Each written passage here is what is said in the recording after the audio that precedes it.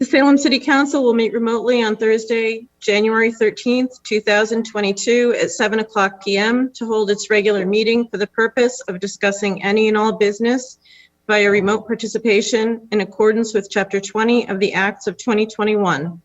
Specific information and the general guidelines for remote participation by members of the public and/or parties with the right and/or requirement to attend this meeting can be found on the city's website at www.salem.com.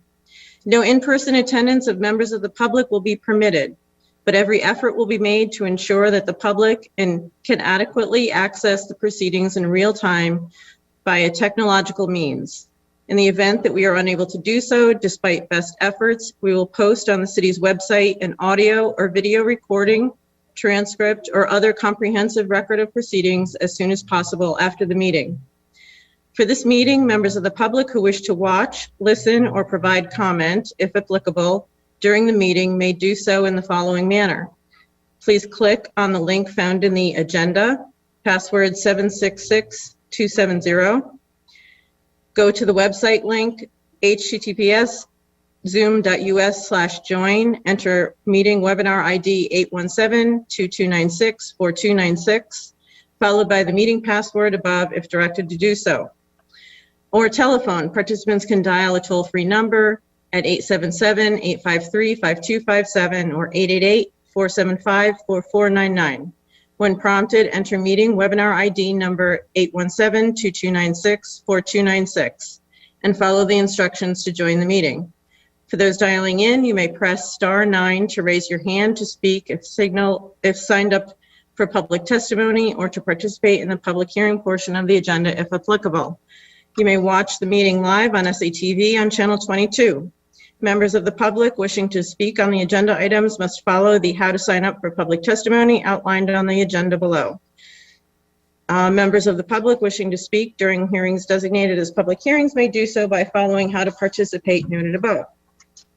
A regular meeting of the City Council was held remotely via Zoom on Thursday, January 13th, 2022 at 7:00 p.m. for the purpose of transacting any and all business. Notice of this meeting was posted on January 11th, 2022 at 9:07 a.m. This meeting is being recorded and is live on SATV. Councilors absent, none. Council President Morcillo presided. Councilor Riccardi moved to dispense with the reading of the record of the previous meeting. All those in favor? All those opposed? Let the record show that I saw 11 hands in favor, and that passes. President Morcillo requested that everyone please rise to recite the Pledge of Allegiance, led by Councilor Dominguez.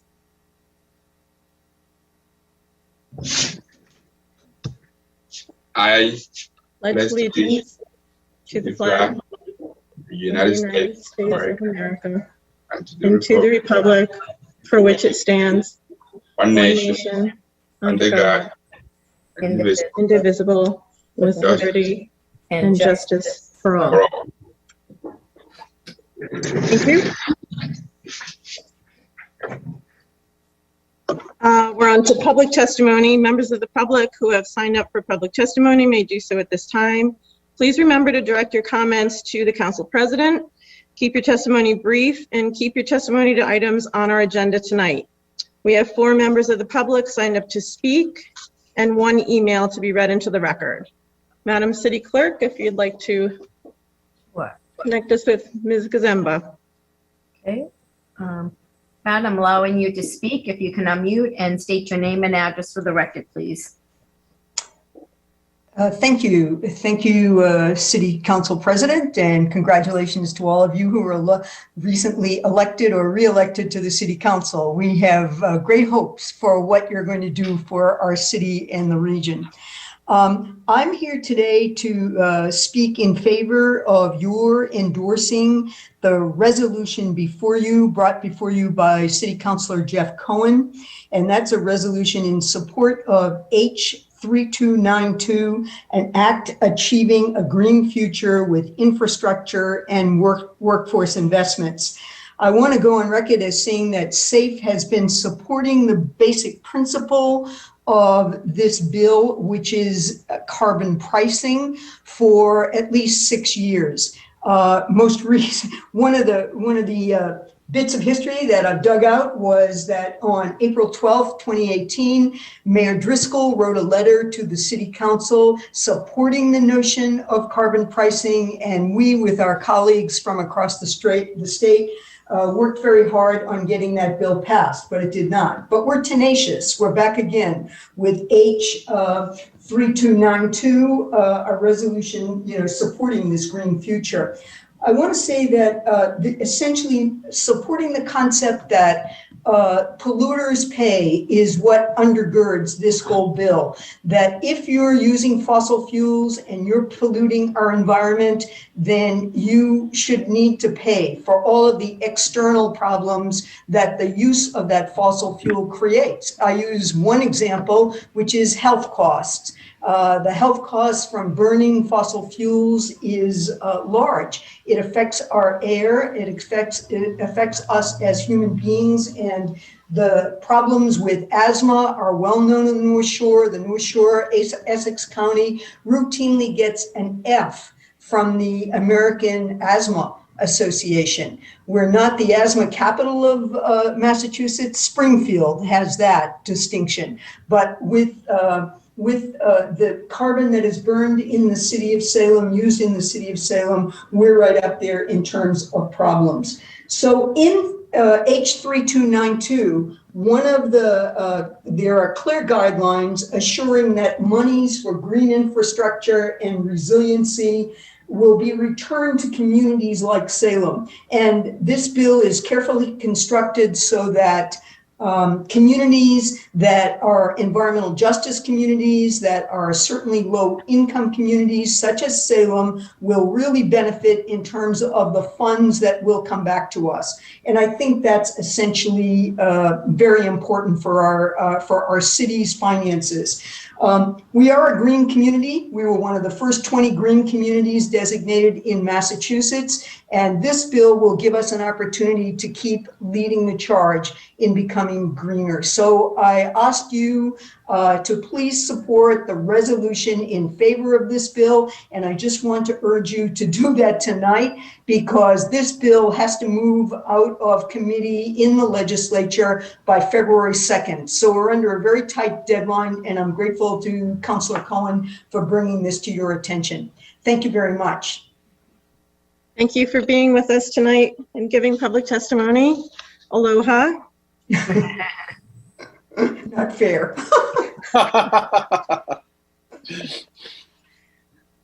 Next we have an email that is going to be read into the record. It's from Alvi Ibanez from 20.5 Barnes Road. While reading the filing of the lawsuit regarding the contamination at the Overlook Acres site, I came across a statement of fact entered by the developer, which states that the contamination is an imminent risk to the public and the environment. Obviously, as an abutter, I am very concerned about this and would like to know the kind of contamination that exists in this site and the level of harm that I and my neighbors might be exposed to. I feel that the order presented tonight might bring some sort of much needed transparency to this health issue. Thank you, Alvi Ibanez. Next up, we have Steve Kapantis. Steve, I'm going to allow you to, hold on. I'm going to allow you to talk. If you can unmute yourself, please, and state your name and address for the record. Steve Kapantis, 23A Wisteria Street, Salem, Mass. Thanks for the opportunity to speak tonight. Happy New Year to the council. 2 points I wanted to make. One, the new zoning change to the WIOD, the Water Industrial Overlay District. I thank you for bringing this up at the first meeting of the year. I'm glad that it didn't die, and I look forward to that. I think it has wide community support, and obviously 8-0 decision from the planning board to support that. Second, I wanted to talk about the contamination at Overlook Acres. It's an unusual situation, right? Under normal circumstances, we could compel the landowner through the DEP or through other avenues that they're required by law to disclose those. But in this situation, it's not the landowner that has the test results. It is Overlook LLC that did the testing, that has the results. So according to the law, they're not the landowner. They are not a requirement to release those results to the DEP. So I think we should look at all avenues, whether it's reaching out to the landowner, reaching out to Overlook, or actually pursuing the court, making the statement that it's in the better interest of public safety and health to compel them to release those results to the city so we can mitigate or take the steps necessary up there. Thank you. Thank you, Mr. Kapantis, for giving public testimony tonight. Next, we have Robert Bonney. All right, Robert Bonney, I'm going to allow you to speak. If you can unmute yourself and state your name and address for the record, please. Hi, my name is Robert Bonney. I live at 9 Barton Square in Salem. I just want to say, first off, looking at tonight's extensive agenda, I want to thank the council for all the important work you're doing for our city. Wow. I am here on behalf of Citizens Climate Lobby. I've been the leader of that group for 5 years. We are interested in preserving a livable world and a profitable, healthy world for our North Shore community, all the way from Lynn up to Newburyport.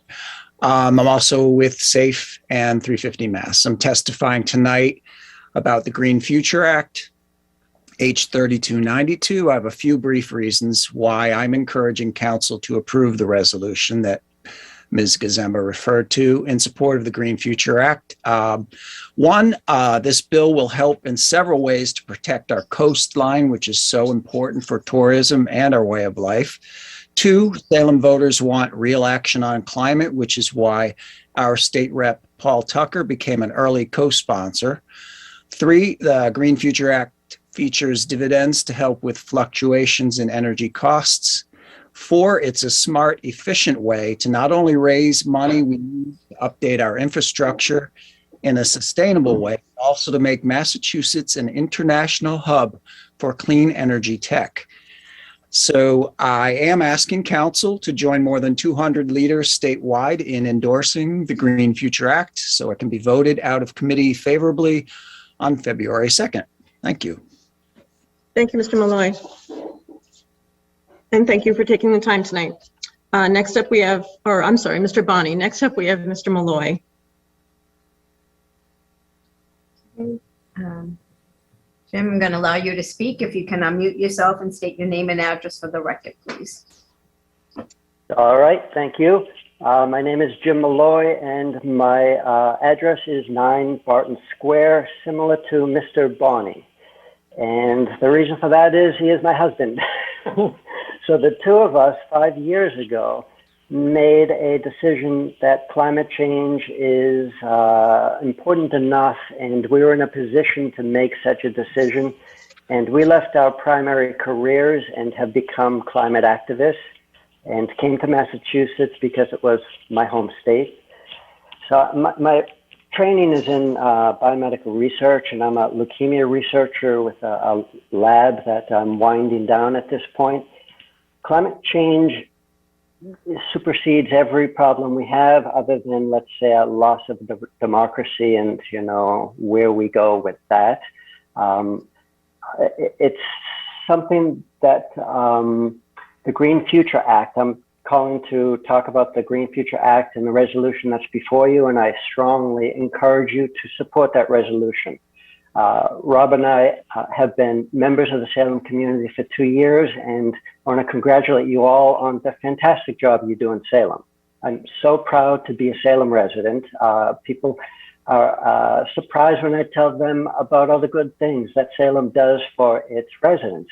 You really do care, and supporting this Green Future Act resolution will be another way you show that you care. I see this as a way to incentivize the renewable future we're trying to work towards.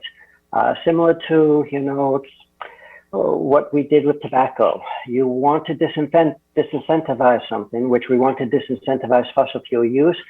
make it a little more expensive. But this bill will take care of the problems associated with rising energy costs. It's a very smart bill. It's been kicking around the legislature for 6 years now, I think, or maybe this may be the second term, so 4 years.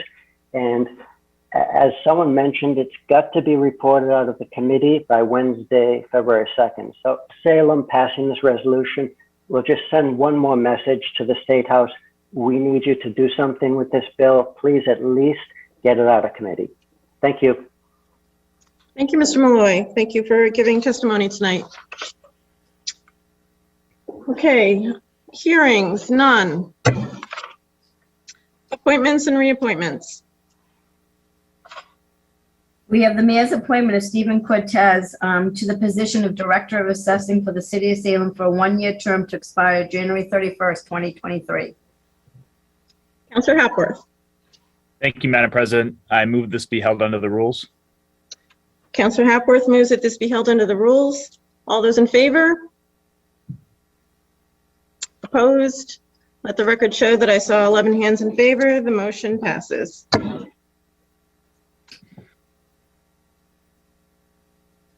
Further appointments, we have Kate Hudson, Jacob St. Louis, and Joe McAvoy to be appointed to the Cemetery Commission and the Trust Fund Commission with the terms of expiration of 1/13/25 and 3/1/2026. Councillor Hapworth. Thank you, Madam President. I move this be held under the rules. Councillor Hapworth moves that this be held under the rules. All those in favor? All those opposed? Let the record show that I saw 13 hands or 11 hands in favor, including my own. The motion carries. Further appointments and reappointments. We have the mayor's reappointment of the following names with terms to expire. Lawrence Spang to Historical Commission, 1/10/25. Grace Harrington to Redevelopment Authority, 1/26/2027. Rebecca Curran, Affordable Housing, 1/25/2024. Kate Zorro, Commission on Disabilities, 1/14/2025. Noreen Gashanod, to Public Arts Commission, 1/11/2024. Emily Larson, Public Arts Commission, 1/11/2024. Eric Papetti, Bicycle and Advisory Committee, 1/14/2025. And Kylie Sullivan, Bicycle Advisory Committee, 1/14/2025. Councillor Hapworth. Thank you, Madam President. I move for confirmation by roll call vote. Councillor Hapworth moves for confirmation by roll call vote. Under discussion. Thank you, Madam President. Just some great names on this list here. I think we're lucky in Salem to have them, and I just want to thank them for their willingness to continue to serve. Thank you. Any other discussion? Seeing none, Madam City Clerk, please call the roll. Councilor Cohen, Yes. Councilor Dominguez, Yes. Councilor Hapworth, Yes. Councilor McCarthy, Yes. Councilor McLean, Yes. Councilor Merkel, Yes. Councilor Presnowski, Yes. Councilor Riccardi, yes, Councilor Varela, Yes. and Councilor Watson-Felt, yes, and Councilor Marcello. Yes. On the motion by Councillor Hapworth for the reappointment of the list of volunteers, we have 11 members voting, 11 in the affirmative, none in the negative. The motion carries. Further appointments and reappointments. We have the reappointment of the following department heads with their terms. Lisa Camarada, Director of Human Resources, January 31st, 2024. John Doyle, Sealer Weights and Measures, January 31st, 2025. John Giotti, City Electrician, January 31st, 2024.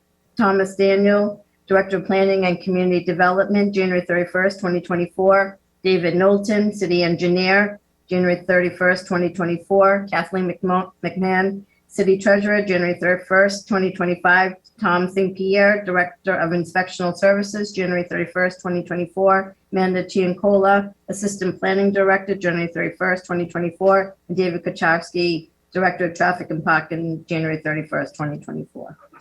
Councillor Hapworth. Thank you, Madam President. I move for confirmation by roll call vote. Councillor Hapworth moves for confirmation by roll call vote. Under discussion.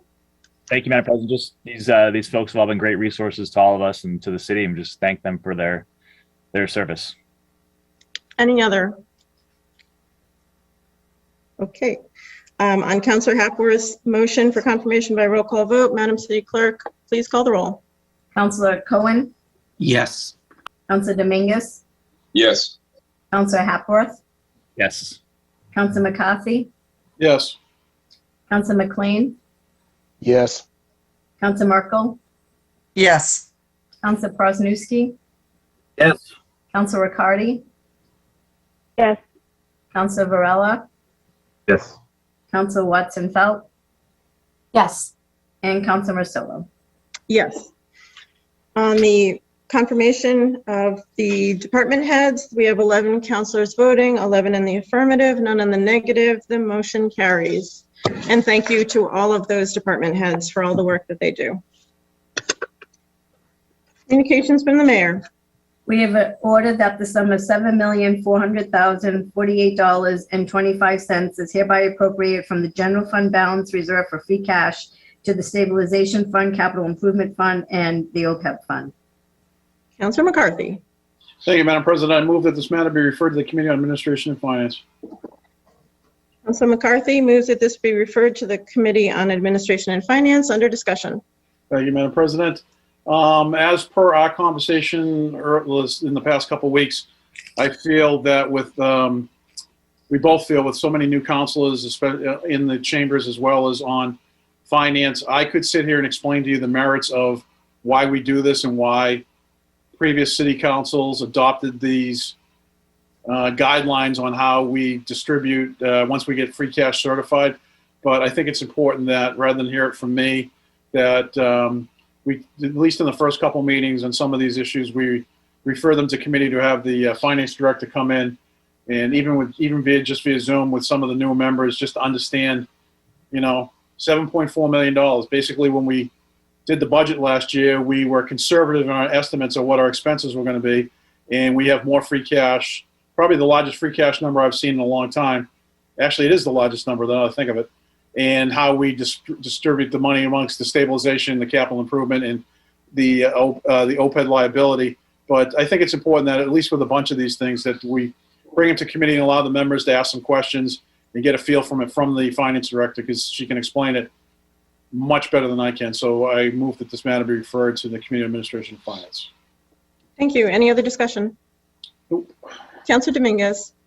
Thank you, Madam Secretary. I'd like to thank you, the good Councilor McCarthy, for actually bring that point. I think that's the right approach based on the fact that what he said, he just actually say the right thing. I think that we need to bring it to committee, make sure that we have everybody on board, everybody on the same page. Thank you so much. Thank you. Anyone else? On Counselor McCarthy's motion to refer this to the Committee on Administration and Finance, all those in favor? All those opposed? Let the record show that I saw 11 hands in favor. The motion carries. Further communications from the mayor. We have been ordered that the sum of $2,063,818.62 is hereby appropriated from general fund balance reserved for free cash to the stabilization fund to replenish appropriations made prior to the certification of fiscal year 2021 free cash. Counselor McCarthy. Thank you, Madam President. I move for suspension of the rules. Counselor McCarthy requests a suspension of the rules. Seeing no objection, Counselor McCarthy. Thank you, Madam President. I move for adoption by roll call vote. Counselor McCarthy moves for adoption by roll call vote under discussion. Thank you, Madam President. On this one, last year we appropriated money and the stabilization fund needs to be reshored up, basically based to some of the retirements and whatnot that we had towards the end of last year. So when in my discussions with the finance director earlier today, this is one that we should probably replenish the funds, and we can talk about it in committee about why we move money back, why we have a stabilization fund, which was in the previous order, but where we disposed of funds to at the end of last year, we need to replenish that account. So as we'll see later in this meeting and in meetings coming up, when people who've served the city for a long time opt to retire, we have money set aside in the fund, so we're not funding their retirements out of free cash. We're funding them out of a stabilization fund that's designed to anticipate those retirements. So sometimes you can't anticipate every retirement. Sometimes people retire.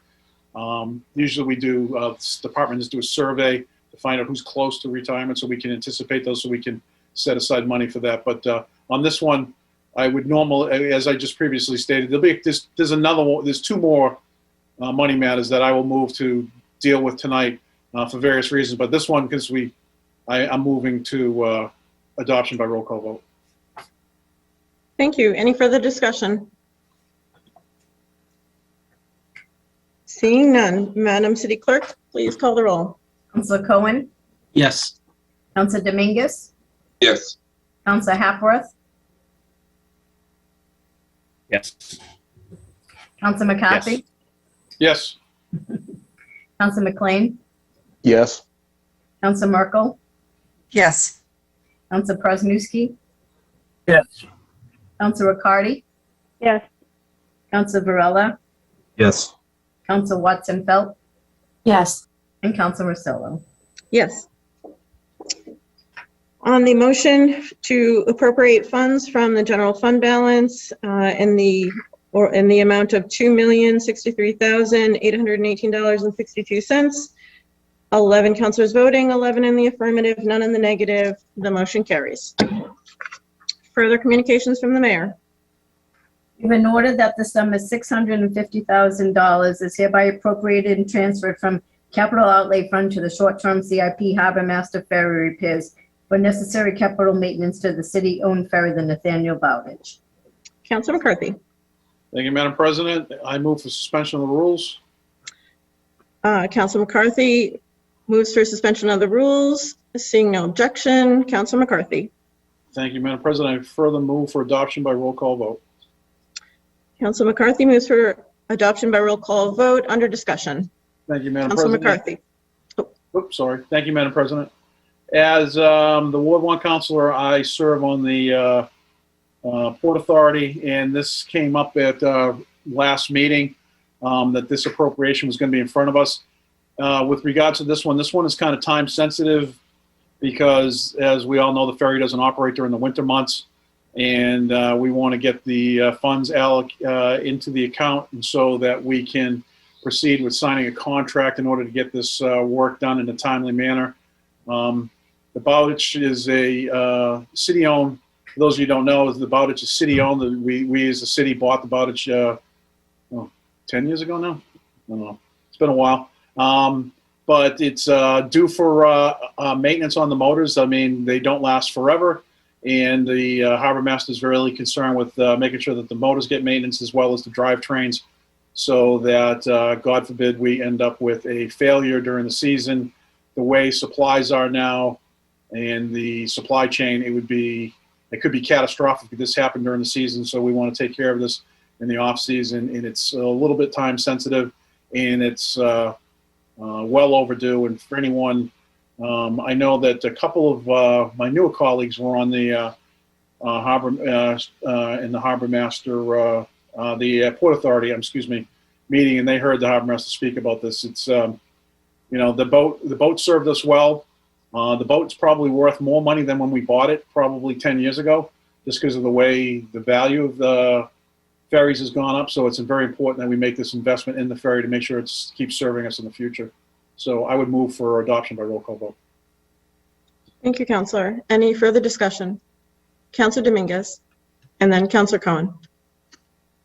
Thank you, Madam President. The Salem Ferry is a great service for the city of Salem, and the city is a city-owned boat, just like the good Councilor Warren just referred to.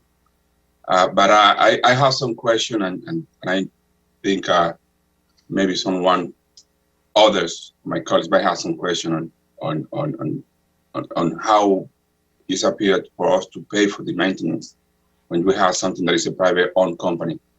I have a couple of questions that I wanted to add, and I think based on that, I would like to see, I know this is time sensitive, I would like to see if we can send this to committee so we can have some clarification and make sure that everyone have an answer to the question they have. For example, I have a question on if we receive, what is the portion of the ticket sales that, if we receive any portion of that in the rent? That's a question that I have, and I also have other questions that I would like to ask. I would like to see if the good council of Ward 1 entertain a motion, set a motion to bring it to committee, and we can discuss with the committee of the whole, and we can discuss and clarify some of the questions that anyone has, and then move it as quickly as we can. I don't know how quickly is the time sensitive that the good council of Ward 1 just mentioned. So my point is, if it is allowed to, if we can do it, I wanted to present a motion to bring it to committee, co-post it with the committee of the whole. It's a motion that I made.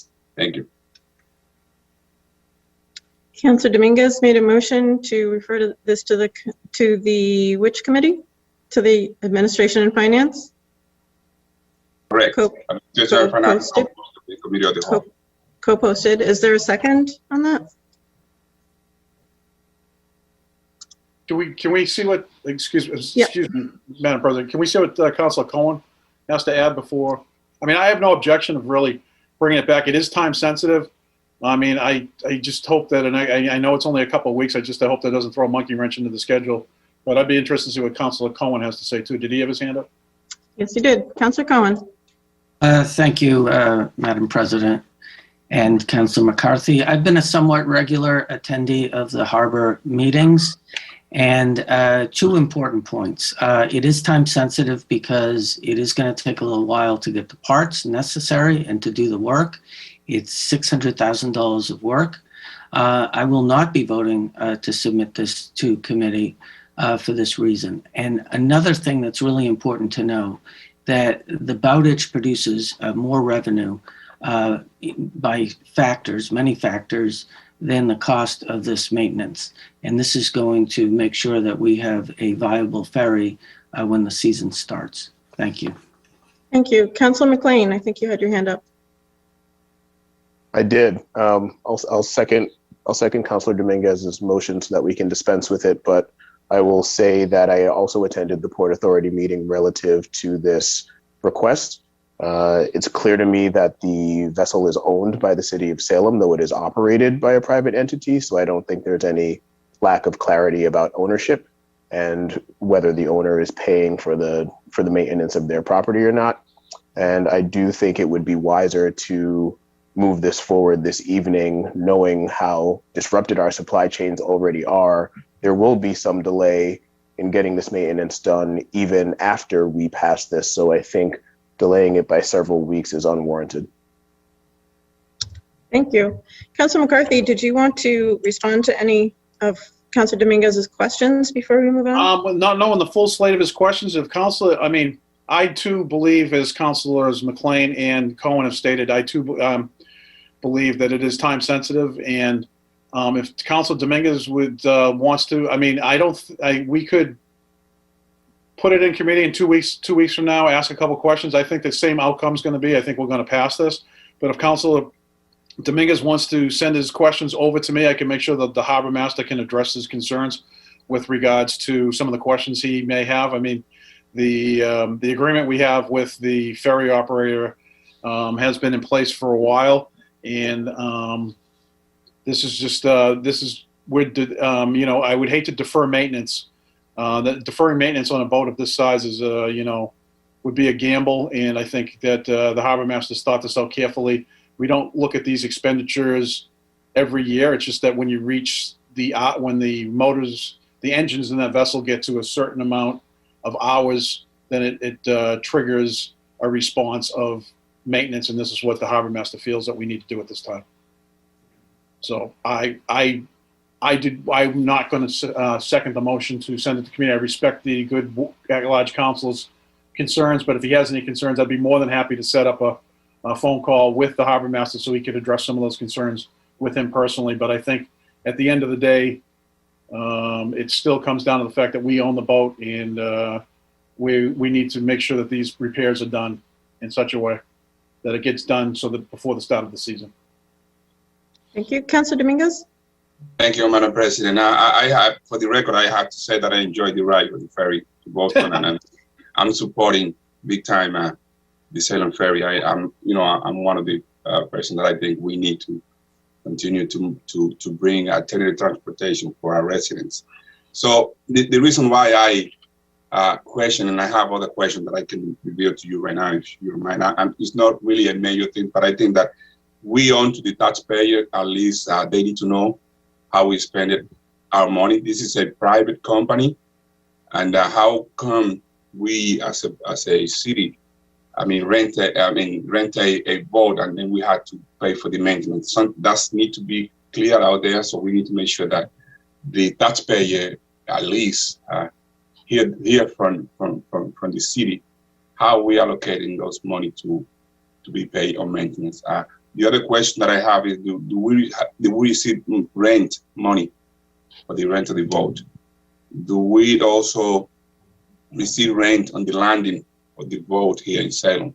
Those questions, I know there's an answer, and the good Councilor Ward 1 just stated and referred to them.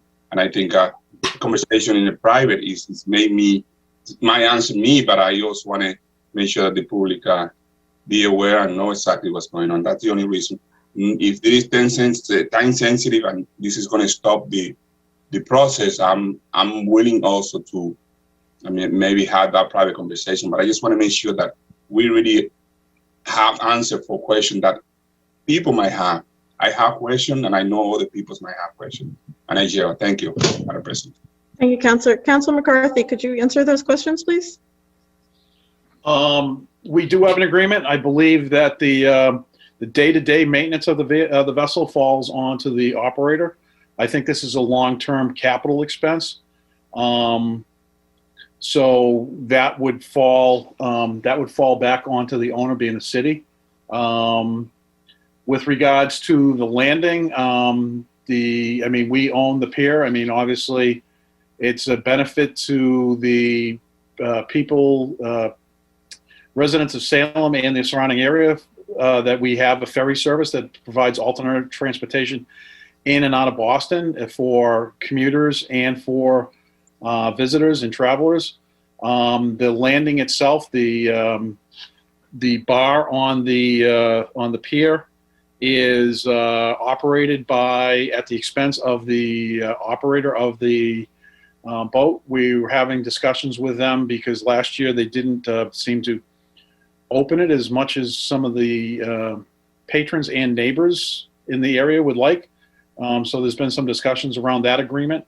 But specifically with regards to the boat itself, the maintenance needs to be done, and this is the way that it is going to be funded, and it's just a thing that has to be done based on the hours of service on the engine. So I'd be more than happy to get those questions asked by the harbor master, but for the sake of tonight's discussion and approving the money, I think it's I respect the questions, and I'll definitely get the answers.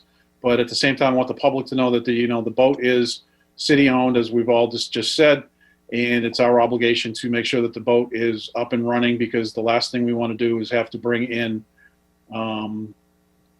another vessel. We'd have to either rent, or the operator would bring in one of their own vessels, and then that would be at a cost to the city to be able to have that service operational. So I think there's the questions have some merit, but I believe the bigger overriding question is whether or not we need to get this done, and we do. So I will make sure that those questions get answered for the good the good at-large council. I'm sorry. Thank you, Councilor. And just to be clear, the city owns the boat, but it's operated by a third party. That's correct. Okay. And I don't have the agreement. I don't have the agreement in front of me. That I would be neglect if I tried to remember verbatim what the agreement says. I can ask the city solicitor tomorrow for the agreement, or the harbor master probably has it, with regards to how the funding is incurred in what the operator pays us to operate the vessel. But I don't have it in front of me, and I haven't looked at that agreement in a while. But I know that the large repairs fall back upon us as the owner of the vessel. Thank you. Councilor Varela, you had your hand up? Yes, thank you, Madam President. I just wanted to say, I understand the sentiment of Councilor Domingo, but as it stands right now, 3 to 4 months for lead time for marine parts, as well as procurement and fabrication, which a lot of fabrication needs to be done on these vessels, does not leave a lot of time. So I would agree with moving on tonight with the vote, only because the loss of revenue within the season could be greater outweigh not doing these delaying the work. Thank you. Thank you. Councilor Merkel. I also agree with moving forward with getting this through tonight to approve the finances for the repairs, just because of the responsibility that we own the vessel. So therefore we are responsible for repairs, and it does sound like an urgent situation to move forward with them, and still through that process get any questions answered that anybody wants, but we do have a responsibility to maintain and repair the vessel. Thank you. Councilor Dominguez, would you like to go forward with your motion, or would you like to withdraw? I withdraw the motion. It seems to be there is no support, and I think I'm going to get the answer by the good Councilor Ward 1.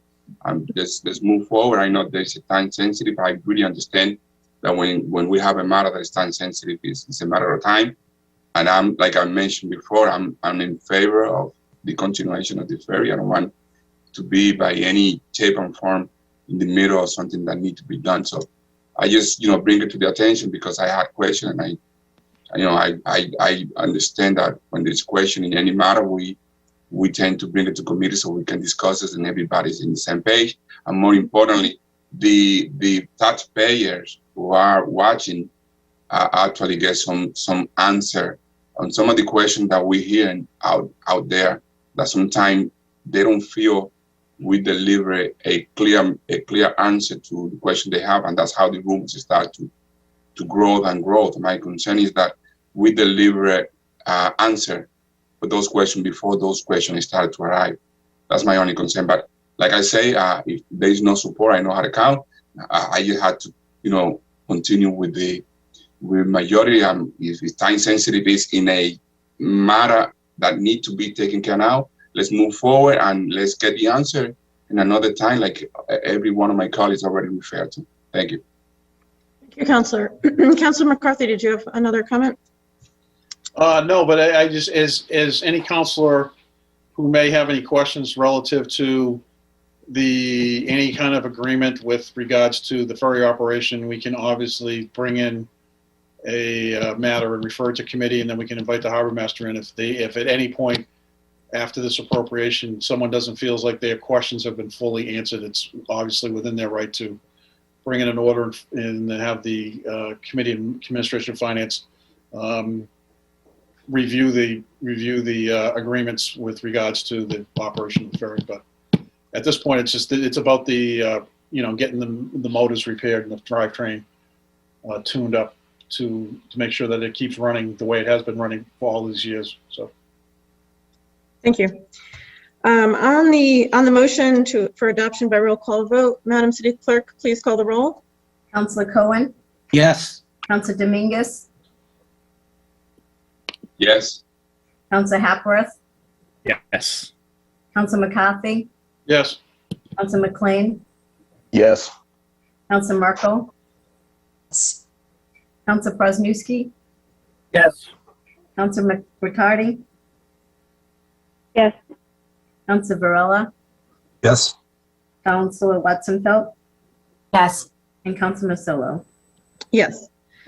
On the order for the appropriation and transfer of $650,000 from the Capital Outlay Fund for the Nathaniel Bowditch. 11 councilors voting, 11 in the affirmative, none in the negative. The motion carries. Further communications from the mayor. We have a bond order stating that the order that the City Council passed on July 9th, 2020 to approve and approved by the mayor on July 13th, 2020, authorizing an appropriation and borrowing the aggregate amount of $9,638,451 to fund the fiscal year 2021 General Fund CIP program and allocating such authorized amount among various capital projects and specified amounts is hereby amended to replace the project designated in the F1 CIP loan order as Salem High bathroom renovations, $200,000, with the following project to Salem Public Schools bathroom renovations, $200,000, and that the fiscal year 21 CIP loan order is otherwise ratified and confirmed in all respects. Counselor McCarthy. Thank you, Madam President. I move for suspension of the rules. Counselor McCarthy moves for suspension of the rules. Seeing no objection, Counselor McCarthy. Thank you, Madam President. This one is, they just want to make sure that the wording is correct and to allow, this is something that was, as is stated, was approved last year in the capital improvement. The way one of the authorizations was written, it was written for Salem High bathroom renovations, where it should have read Salem Public Schools bathroom renovations, so that the money can be used for bathroom renovations, not specifically just at the high school, but in the whole public school system. So through that, in conversations with the finance director and our city clerk, if we are to move forward with this tonight, my motion would be for adoption for first passage, because it is a bond order, because it's even though it's technically just rewriting the bond order, it's still authorizing the bond order. So we'd have to move for first passage, and a bond order, for those that have never done one before, requires a 2/3 vote. And it would require a second passage at our next meeting. So if anyone were to have any questions of the finance director, I know that Councilor McLean spoke to the finance director today about a couple of questions he had relative to things on the agenda. Anyone can call up myself or the finance director to get an answer for a question that they may have relative to this. But it's just clearing up the language, the way it's written, to make sure that we can appropriate the funds as we need to. So is your motion for adoption for yes, first passage? my motion would be for adoption for first passage by roll call vote, and also realizing that it requires a 2/3 vote, because as was discussed earlier today, it would because it's basically reauthorizing the bond, in which the bonds require 2/3 vote. It requires 2 passages, even though it's just technically changing the wording. That's right. Thank you. Any other discussion? On Councilor McCarthy's motion for adoption by roll call, for first passage by roll call vote, Madam City Clerk, please call the roll. Councilor Cohen, Yes. Councilor Dominguez, Yes. Councilor Hapworth, Yes. Councilor McCarthy, Yes. Councilor McLean, Yes. Councilor Merkel, Yes. Councilor Krasnowski, Yes. Councilor Riccardi, Yes. Councilor Varela, Yes. Councilor Watson Felt, Yes. and Councilor Masillo. Yes. On Councilor McCarthy's motion to amend the FY21 CIP loan order and otherwise ratify the FY21 CIP loan order, we have 11 councilors voting, 11 in the affirmative, none in the negative. The vote for first passage carries. Further communications from the mayor. We've been ordered that the sum of $45,532.78 be approved within the Retirement Stabilization Fund Vacation Sick Leave Buyback account to be expended for the contractual buyback for a Salem Fire Department employee. Councilor McCarthy. Thank you, Madam President. I move for suspension of the rules. Councilor McCarthy moves for suspension of the rules. Seeing no objection, Councilor McCarthy. Thank you, Madam President. I also move for adoption by roll call vote. Councilor McCarthy moves for adoption by roll call vote. Under discussion, Councilor McCarthy. Thank you, Madam President. With regards to, for everyone's clarification, with regards to retirements, all the retirement number comes in front of us based on after it's been vetted through the department it's coming from and through HR, and the number has been certified by both to make sure that it's correct, and it just comes in front of us for our release of the funds to be allocated, in this case, to Mr. Roth. I want to thank him for his service to the Salem Fire Department and wish him well in his retirement. But they're contractual obligations of which the city council has no jurisdiction over. We just have to allocate the money once it's been approved by the department and the HR. So I move for adoption by roll call vote. Thank you. Any other discussion? Councilor McLean. Thank you, Madam President. I just want to echo Councilor McCarthy's gratitude to Firefighter Roth and his retirement. It did note in the documentation we were provided that he suffered a level of injury contributing, and so I just want to make sure that he understands our gratitude and that we thank him for his service and his sacrifice on behalf of the city. Well Thank said. you, Councilor. Any other comments, discussion? Seeing none, Madam City Clerk, please call the roll. Councilor Cohen, Yes. Councilor Dominguez, Yes. Councilor Hapworth, Yes. Councilor McCarthy, Yes. Councilor McLean, Yes. Councilor Merkel, Yes. Councilor Kwasniewski, Yes. Councilor Riccardi, Yes.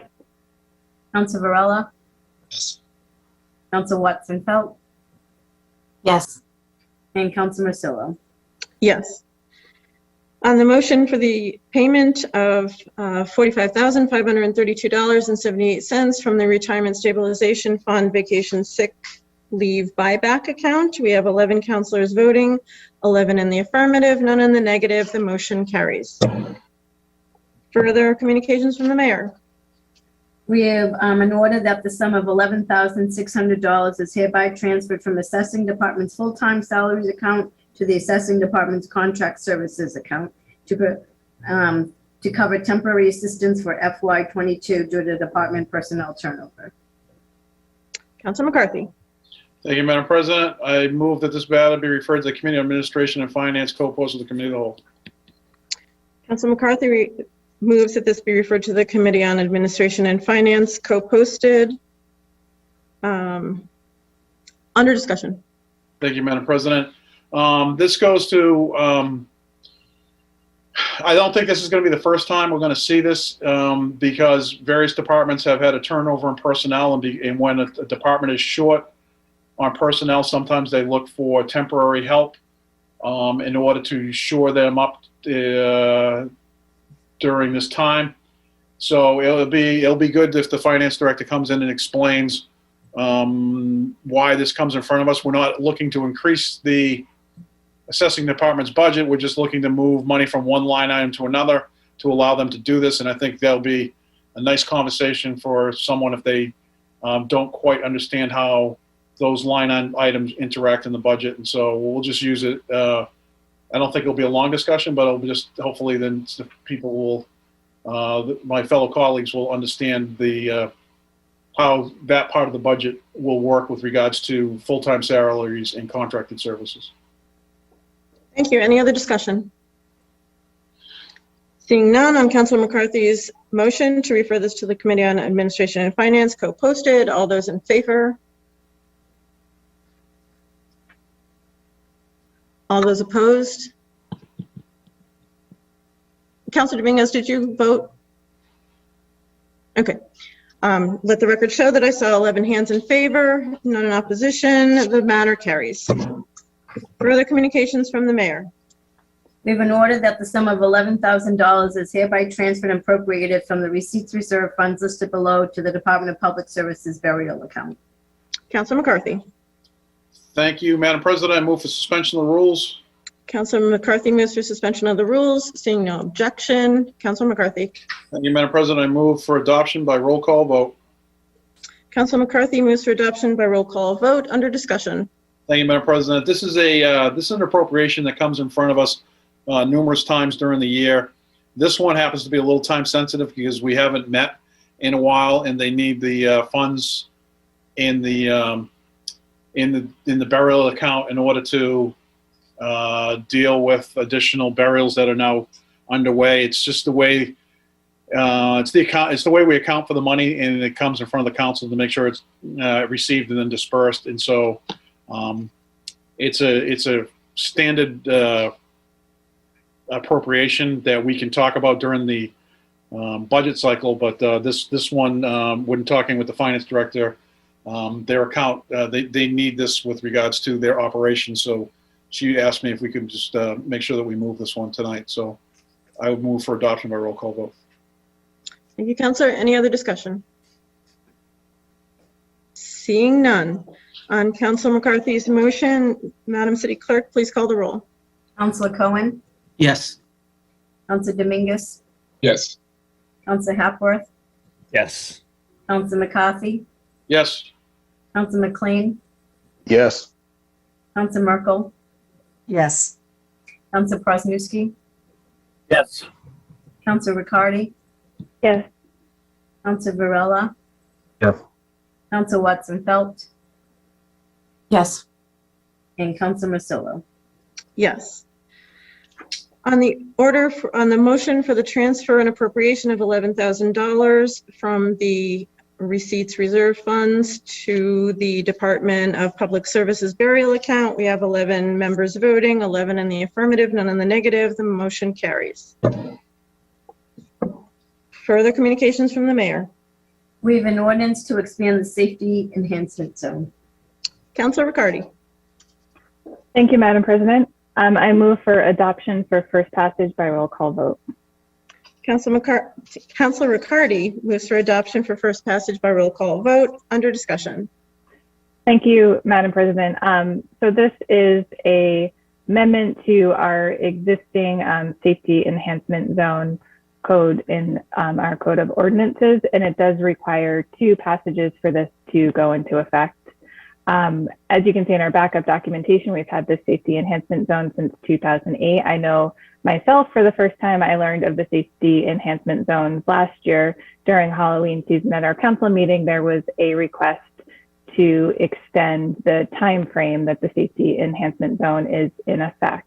Again, as noted in the backup documentation, over the past few years, as we have all seen, the scope of activities during Halloween season has grown, more so past the B5 district, which is what the safety enhancement zone currently covers. So for just a little more background, the safety enhancement zone kind of has 3 pieces to it. The first piece is the zone itself, the distinguishation of where the zone is, which currently it is B5, which is the downtown district. The request here is to expand that to B5 plus anything within 1 mile. The second piece is the enhanced fines that then happen within that zone. So the enhanced fine is defined as 3 times the normal fine, no greater than $300 because of Mass General Law. And then the dates in which it is affected or in effect is the third part of the safety enhancement zone ordinance. That's the piece that we modified last year temporarily for the 2021 Halloween season. This seems like a very reasonable request that makes sense to me to expand it. As we all know, the downtown areas and activities for Halloween season are getting further away from the downtown area. So to be able to have those additional fines for parking, for noise, for fire, not just within the downtown area, makes sense to me. Plus also, we do have, this does require 2 passages, so this will be back in front of us next week, that if there are any concerns, we can, that we have the 2 weeks to reach out to Chief Miller. I did reach out for a photo, a better, clearer copy of the map that was provided in our backup documentation, so everybody should have that in their email as well. I had difficulty viewing the one that was scanned, so there's that as well, if anyone has any questions. Thank you. Counselor Dominguez. Thank you, Madam President. I want to thank the good Councilor Warsich, Riccardi. I think this is great. However, I have some question that I wanted to ask. Is in regard to the language, because it says 1 mile. Why not simply say all Salem?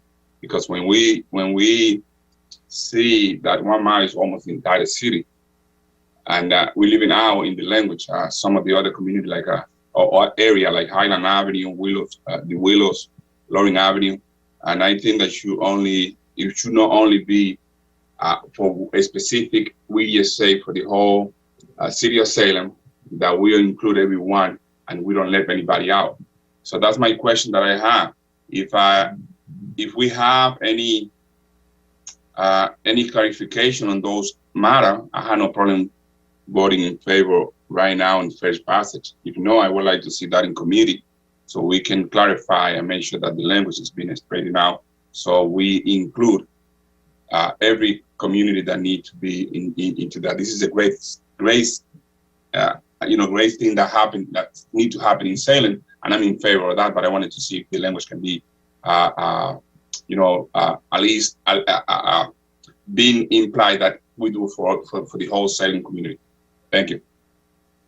Thank you, Councilor. Any other comment?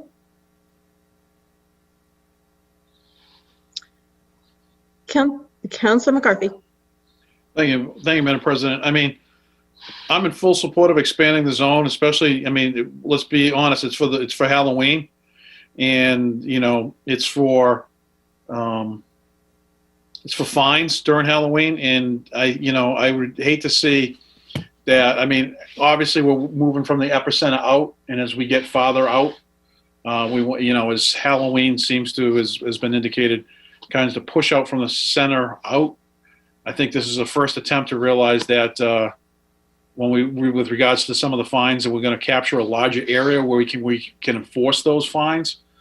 But I would hate to have someone get a very large parking ticket during the month of October if they lived in a part of the city that wasn't related to a Halloween related activity in some part of the city which wasn't being directly affected by Halloween in October relative to someone parking inadvertently in front of doing something that they would require a ticket for, and we'd be getting a super large fine for a ticket that they wouldn't need to get a super large fine for. I understand the concerns, but it's just a matter of taking the zone and expanding it out. And if we need to expand it out again, we expand it out again. But right now it seems like this is a good first start at expanding it out and realizing that Halloween is moving from the epicenter of the city out. And I don't think it encompasses the whole city yet, hopefully, but we'll see. But Thank you. Any other comments? On Councilor Riccardi's motion for adoption for first passage by roll call vote, Madam City Clerk, please call the roll. Councilor Cohen, Yes. Councilor Dominguez, Yes.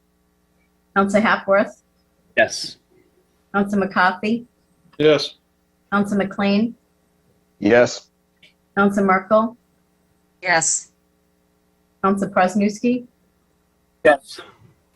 Councilor Riccardi, Yes. Councilor Varela, Yes. Councilor Watson Phelps, Yes. and Councilor Marcillo. Yes. On the motion, on the adoption of an ordinance to expand the safety enhancement zone, 11 councilors voting, 11 in the affirmative, none in the negative, the motion passes. Further communications from the mayor. We have an ordinance to amend the zoning ordinance regarding buffer zones relative to marijuana establishments. Councilor Riccardi. Thank you, Madam President. I move that we refer to the planning board to hold a joint public hearing. Councilor Riccardi moves to refer this to the planning board to hold a joint public hearing under discussion. Thank you, Madam President. This amends our zoning code, which is why the joint public hearing is needed. Not too long ago, this was written in regarding marijuana facilities within the city, and there was additional language added in that I believe conflicts with the state licensing regulatory language. So this, I believe, will clean it up, and we can have further discussions on this in the joint public hearing. Thank you. Any further discussion? Councilor McLean. Thank you, Madam President. I reviewed the ordinance in question last night, and I also had a conversation with our city solicitor about this today, because as I was reading the ordinance, I believe I identified an additional location in the ordinance, which also makes reference to houses of worship, which may want to be considered alongside the current change, and the solicitor advised that she would review with her team and offer further advisement in that regard.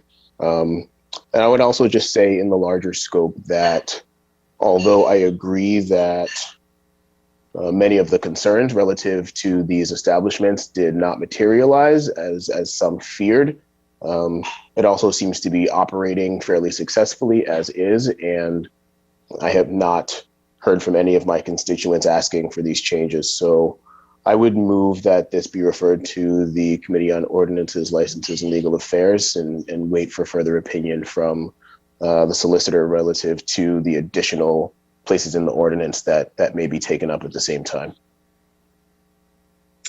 Councilor McLean makes a motion to refer this to the OLA committee. Is there a second? Second. Councilor Dominguez seconds. Any further discussion? Councilor Hapworth.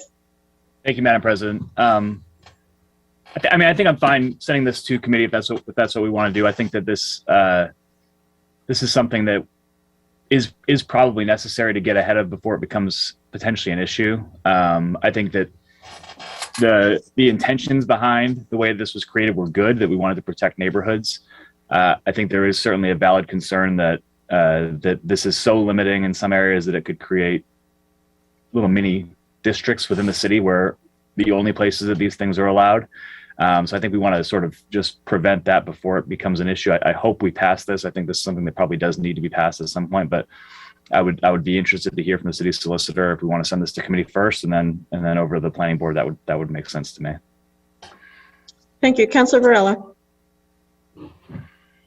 Thank you, Madam President. I would be in favor of referring this to the planning board for joint public hearing, only because when it comes to the 500 feet for the pre-existing public and private school, that's the same as an establishment that sells alcohol.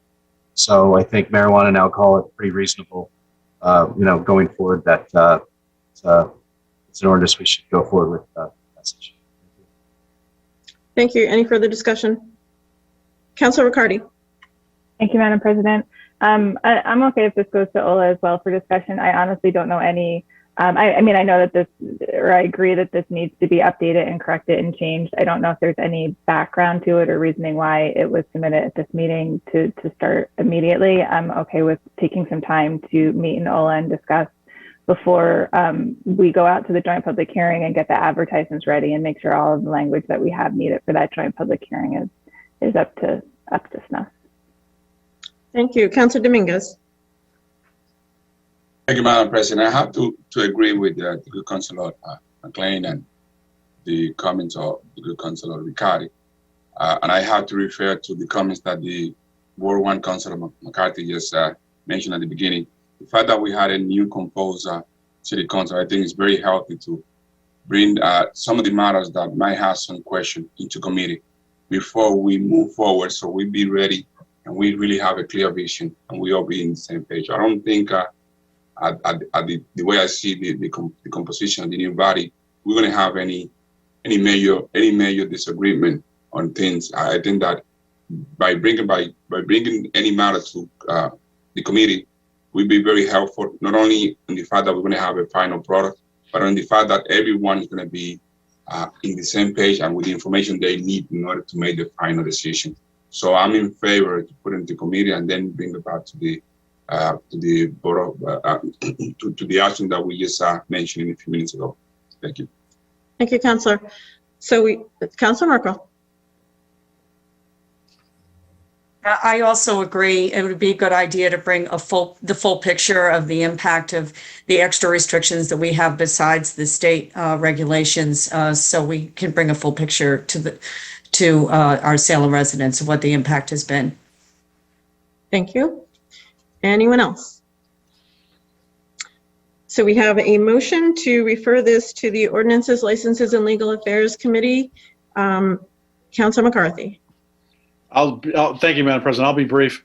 It'll be an interesting discussion because I was probably, other than Eileen and I, we were the only ones in the room when this first went through, and there was a lot of discussions about how many feet and what. And I will just say, we had that discussion years ago with regards to this, and so it'll be an interesting discussion. I think that's where it needs to go. It needs to go to Ola first, because if you're going to advertise a public meeting, you want to make sure you cover it. As I give Councilor McLean a lot of credit for going and reading through that ordinance, is you want to make sure you're advertising it properly with regards to everything you want to make a change with before we move forward. So I let the city solicitor's office do their due diligence on this, and then get back, and then refer it back out of committee. Then we can have a joint public hearing. Thank you. Anyone else?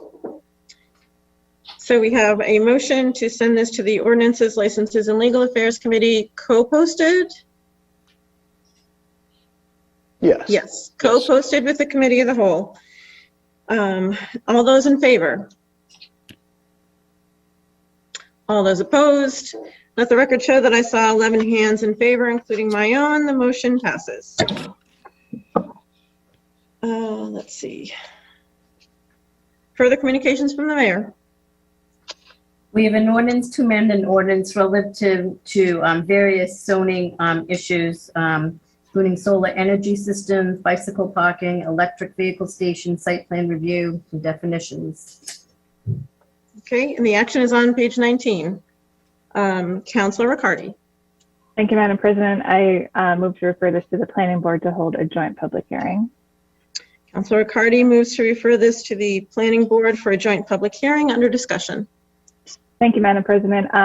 This may seem new to some, but this has been an ordinance that has been in discussion for some time now within the departments within the city. I know that CERC, the Sustainability, Energy, and Resiliency Committee, was presented with this ordinance a few months ago by Jenna I, the Director of Sustainability and Resiliency for the city, and it has received feedback. I know that there will be also additional feedback during the joint public hearings, including public comment and comment from the planning board, as well as we want to ensure that the bike commission is included, as there are bicycle parking requirements in there, as well as traffic and parking because of the EV charging requirements. So there, I think there will definitely be a robust public conversation around this. Thank you. Further discussion. Councilor Cohen. Thank you, Madam President. When this came to the CERC committee, I had a lot of issues with the solar portion. Met with Tom and Cassie in planning, and Jenna from the new Sustainability and Resiliency, and it was really tightened up in a good way. So I'm looking forward to this being considered by the joint committee. Thank you. Further discussion. On Councilor Riccardi's motion to refer this to the planning board to hold a joint public hearing. All those in favor? All those opposed? Let the record show that I saw 11 hands in favor, none opposed. The motion carries. Mayor's informational page, none. Motions, orders, and resolutions. Councilor Varela.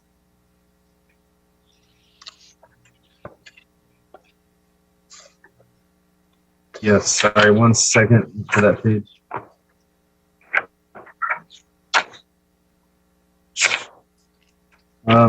Yes, City of Salem, January 13th, 2022. Ordered that the Committee on Ordinances, Licenses, and Legal Affairs, co-posted with the Committee of the Whole, need to review and discuss the attached ordinance relative to an ordinance establishing regulations for sustainable foodware packaging. Does anyone want to waive the reading? Oh, I waive the reading. so waived. Thank you. Madam President, I move that this be referred to the Public Health and Safety Environment Committee, co-posted with the committee as a whole. Councilor Varela moves that this be referred to the Committee on Public Health, Safety, and the Environment, co-posted with the Committee of the Whole. Under discussion. Thank you, Madam President. I'd like to see passage of this ordinance for the following reasons. Polystyrene, or how it's known to most people, styrofoam, is a health hazard. Styrene is a neurotoxin and a probable carcinogen. Most notable is benzene, which is a petroleum-based hydrocarbon, which is used as a solvent in the manufacturing process. The problem with this is with fluctuations of temperature and the acidity of foods, this creates an environment for styrene leaching, which can create a myriad of health issues for residents. It's also an environmental hazard. Both wild domesticated animals often mistake this substance for food. Second. Adopting this ordinance will help mitigate contamination with our recycling program as well. Currently, the contamination rate is at 8% per our yearly audit with our waste management contracts. This ordinance will have an overall general waste reduction if adopted as well. But going forward, we do have strong support from our waste reduction coordinator, Michaela Guglielmi. She feels strongly about this, that this will benefit in our efforts to be a more resilient community, as well as our health agent, Mr. Greenbaum, has also supported this as well. So I look forward to answering any questions and guidance you guys may have. Thank you. Councilor McCarthy. Thank you, Madam President, through you to Councilor Varela. My only question would be is when you bring in something like this, who do you want to invite? So I mean, obviously you just referenced the health agent and either him or his designee. You've referenced the sustainability, but are you looking, I mean, obviously this is a wide-reaching ordinance with regards to, eating establishments. So are you looking to bring in somebody from the chamber? It's your order. All I'm saying is now you have to decide who's going to come to the meeting. So that's usually part of like when you're doing it. So you got to make sure because the invites go out by the city clerk. Thank you. Councilor Varela. Thank you, Madam President. So yes, we've had so far a robust conversation with organizations such as Salem Sound Coast Watch, SAFE, as well as a couple local leaders when it comes to our resilient efforts. But moreover, I've been in conversation with many of our food service establishments on these changes. I'd say primarily around 25 to 30% of our restaurants here in Salem already have adopted either a recyclable container or a compostable container. But proposing this ordinance, I am mindful of, the education component about this, which is making sure that our businesses have the resources to figure out where to get these products, as well as even starting a buy-in program amongst Salem businesses alike to, create a little more buying power when it comes to a couple of these plastic companies. So we can procure it at a lower rate if we're doing this for our business. Thank you. Councilor Varela, I would just also add that you should include the Salem Public Schools Food Service Program and the Council on Aging Food Service Program. Sorry, I meant to mention that we have been in contact with Irvelt Perrin. I think the best way to go forward is to make sure we're either composting or recycling within our Salem Public Schools. So the director is aware and he is interested in adopting something like this. We just have to make it so that he can come under budget, which I believe we can do. Thank you. Okay, thank you. Councilor Merkel. Yes, thank you, Madam President. And I want to thank Councilor Varela for bringing this motion forward and being really mindful of, the cost and some assistance for our food establishments to implement something like this, and all your work on how extremely beneficial this will be for our environment. And I really appreciate you bringing this forward, and I look forward to the discussions on it. Thank you. Any further discussion? On Councilor Varela's motion to refer this to the Committee on Public Health, Safety, and the Environment, co-posted, all those in favor? All those opposed? Let the record show that I saw 11 hands in the affirmative, none in the negative. The motion passes. Let the record show that Councilor Varela is recusing himself. Councilor Riccardi. Thank you, Madam President. City of Salem, January 13, 2022. An ordinance to amend an ordinance relative to zoning and urban agriculture. Be it ordained by the City of Salem as follows. Moved, waive the reading. Thank you. You're welcome. And we go down to page 31. 31. I move that this be referred to the planning board to hold a joint public hearing. Councilor Riccardi moves to refer this to the planning board to hold a joint public hearing. Under discussion. Thank you, Madam President. I'm excited about this one. In February 2021, the Urban Agriculture Ordinance Work Group, I'm going to call themselves, led by Carrie Murphy and Pat Buchanan and others within the city, submitted a draft to the council to consider for urban agriculture advancement in the City of Salem.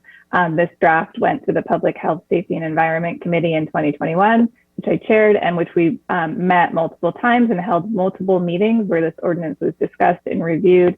The committee also met during those meetings and outside of those meetings with the city solicitor, with an additional legal zoning consultant and expert, as well as with the building inspector, the Board of Health, the health agent. Multiple people were involved in the conversations and kind of the drafting and reworking of this ordinance.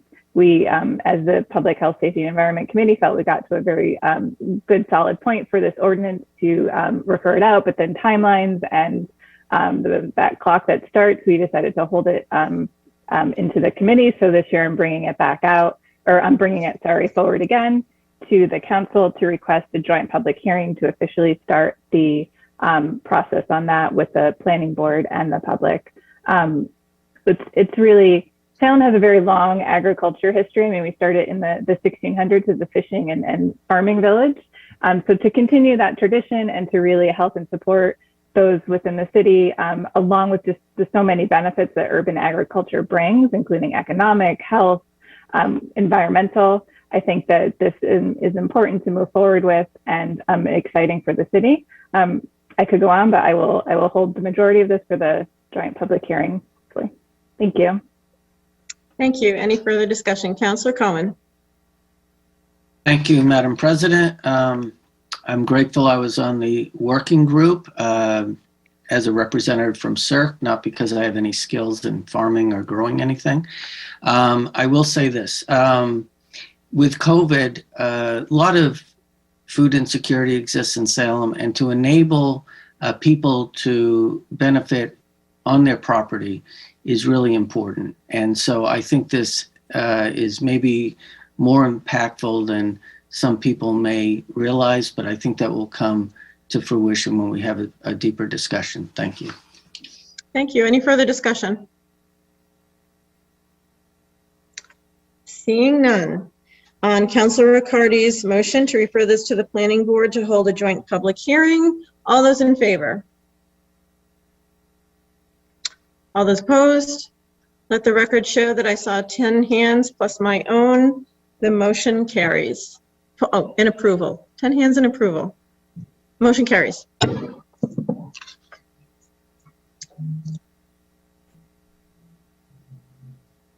And let the record show that Councilor Varela has rejoined us. Councilor Cohen.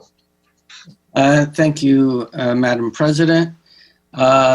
This is a resolution of the Salem City Council in support of the Green Futures Act, an act achieving a green future with infrastructure and workforce investments. I'm prepared to, but does everyone want me to read the entire resolution? Waive the reading. Thank you. Councilor Varela moves to waive the reading, seeing no objection. Councilor Cohen. Yeah, thank you, Madam President. I move to adopt by roll call vote. Counselor Cohen moves for adoption by roll call vote. Under discussion? Thank you, Madam President. As some people did in public comment, express the urgency of this being expressed to the legislature, I have provided the city clerk with the appropriate addresses to get this to the people that matter. I just want to bring up a couple of things about the history of environmentalism in Salem. In 2014, Salem was the first community to pass a resolution for 100% clean energy, and twice unanimously, this body passed a resolution to support carbon pricing. But this is more than about carbon pricing. Last February, the legislature passed the roadmap bill for climate that could be very impactful, but lacks the funding mechanism to bring it to fruition. Very important, with the state backing out of the TCI and the Maine making it so that we can't do the hydro a connection with the pipeline, which some people are against, the environmentalists anyway. We really need to find a vehicle to make sure that we reach the targets that were set to mitigate climate change. This money will be allocated in three ways. One half of the money will go for state infrastructure to get us to a place where we can reach the targets that were set for this state portfolio. 1/4 of the money will go to lower income households in the form of dividends, checks, to make sure that they're not adversely affected by rising costs, especially with fossil fuels. And then 1/4 of the money will be allocated to all the communities in Massachusetts for resiliency projects. However, communities like Salem, which is an environmental justice community, and by that, it means that we are not only vulnerable to, more vulnerable than most communities regarding the climate crisis, but we have a certain ratio of lower income population. As an example, Beverly will get about $2.5 million for resiliency projects. Under this bill, Salem will get over $7 million in a fairly short amount of time. And we do all acknowledge, I believe, that we need to strengthen our adaptation and mitigation. Whether it's seawalls or wetlands or whatever, we need to have the money to do that. We don't necessarily have taxpayer funds to accomplish that. So I encourage this body to pass this, and I will let the people know, and I appreciate the clerk following up as she always does. So thank you very much. Thank you, Councillor. Any further discussion? Seeing none, on Councillor Cohen's motion for adoption by roll call vote, the resolution of the Salem City Council in support of the Green Futures Act, Madam City Clerk, please call the roll. Councillor Cohen, Yes. Councillor Dominguez, Yes. Councillor Hapworth, Yes. Councillor McCarthy, Yes. Councillor McLean, Yes. Councillor Merkel, Yes. Councillor Prosnowski, Yes. Councillor Riccardi, Yes. Councillor Varela, Yes. Councillor Watson-Felt, Yes. and Councillor Rosillo. Yes. On Councillor Cohen's motion for adoption of the resolution, 11 councillors voting, 11 in the affirmative, the motion passes. Further motions, orders, and resolutions. Councillor Dominguez. Thank you, Madam President. City of Salem ordered that the City Council send a request to the City Solicitor, Elizabeth Bernard, to ask the Superior Court of the Essex County to require Overlooked Acres, LLC, to present a copy of the boring sound protest results conducted at or in the vicinity of 383 Highland Avenue, 379 Highland Avenue, 14 Barnett Road, 16 Barnett Road, and 9, 12, 14, 15, 16, and 18 Cedar Road, all within Salem. Overlook Acre LLC on January 26, 2021, filed a lawsuit in the Superior Court of the Essex County that claiming the following facts. Fact number 27, the boring sample evidence significant automobile charting exceeding 35 feet below surface. Fact number 28, the boring sample also evidence elevated or household levels of polycyanuric biphenyls, PCBs, and PCBs, and TPH, and PAH. Those are the acronym of, you had that in your writing. Fact number 29, the elevated level of household contaminated found throughout the premises represent a significant and imminent risk of the harm to the public and the environment. The statement of the fact that there is a significant and imminent risk to the public and environment, it is very concerning, and we must make every effort to have to boring sample test results sent to the City of Salem so that our Board of Health and the Conservation Commission can review the result and determine what step must be taken to mitigate the risk or harm to the public and the environment. And I move for adoption by roll call vote. Councilor Dominguez moves for adoption by roll call vote. Under discussion. Thank you, Madam President. I have here from many residents who live nearby in the area. They have some concern about the contamination and about their own health.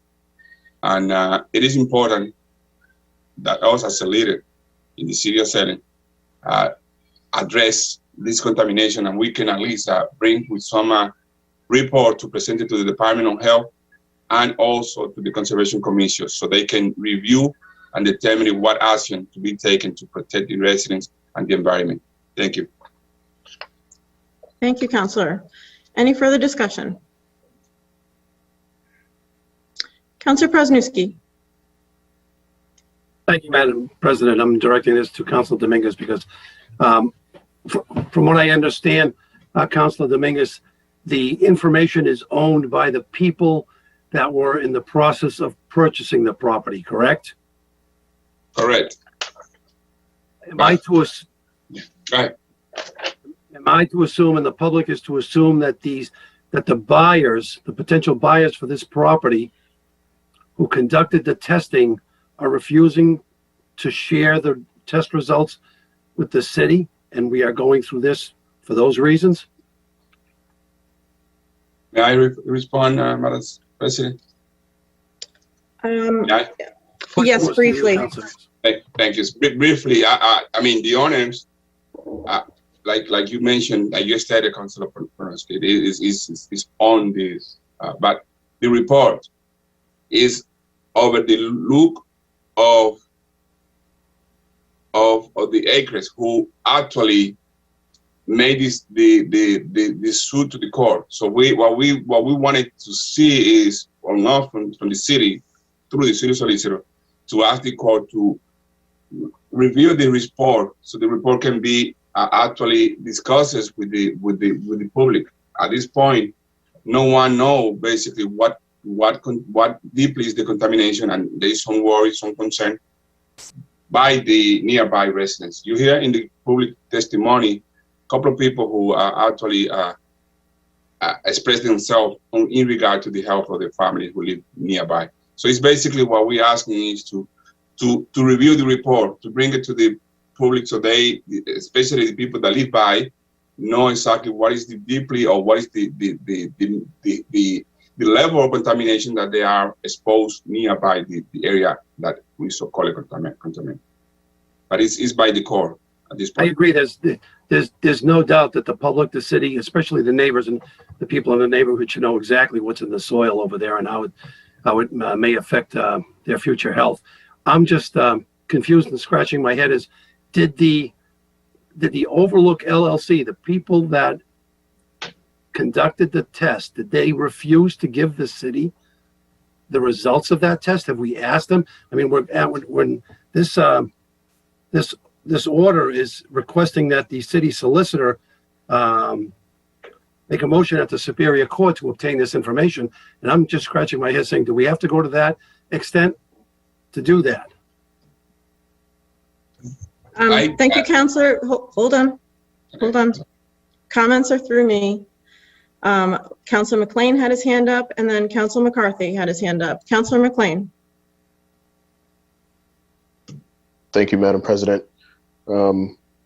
I would echo some of the concerns shared.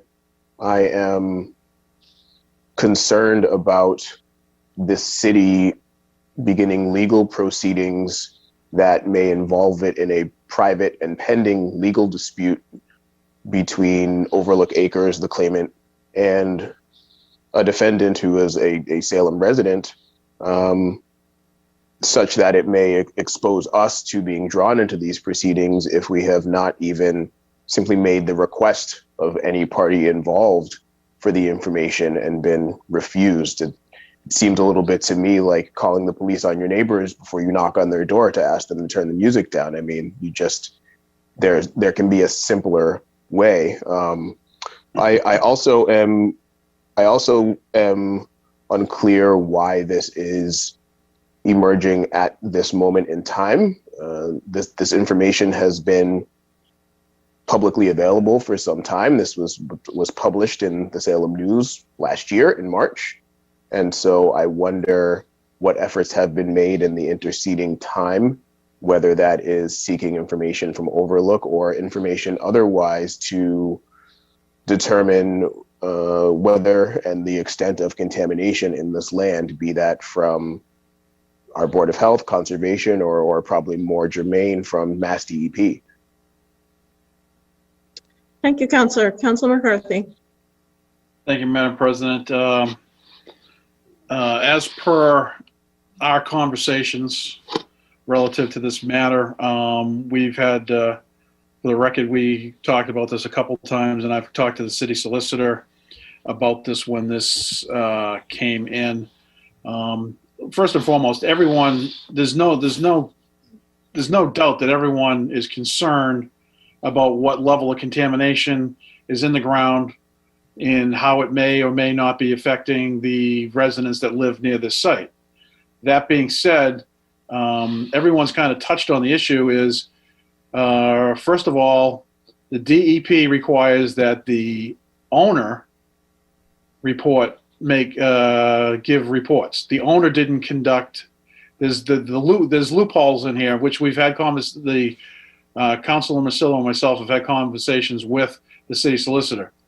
The Overlook Acres isn't the property owner. Overlook Acres hadn't fulfilled the purchase and sales agreement, and therefore Overlook Acres is not, their LSP is not required to notify the DEP of the contamination because they're not the owners. So where the city solicitor has reached out to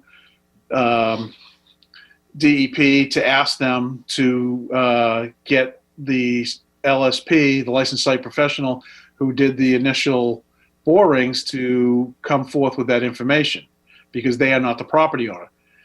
Through conversations with the Ward 3 councilor, it also, through the course of time, the attorney representing Overlook Acres has one attorney who was in charge of the efforts has left the law firm, and so another lawyer is now involved.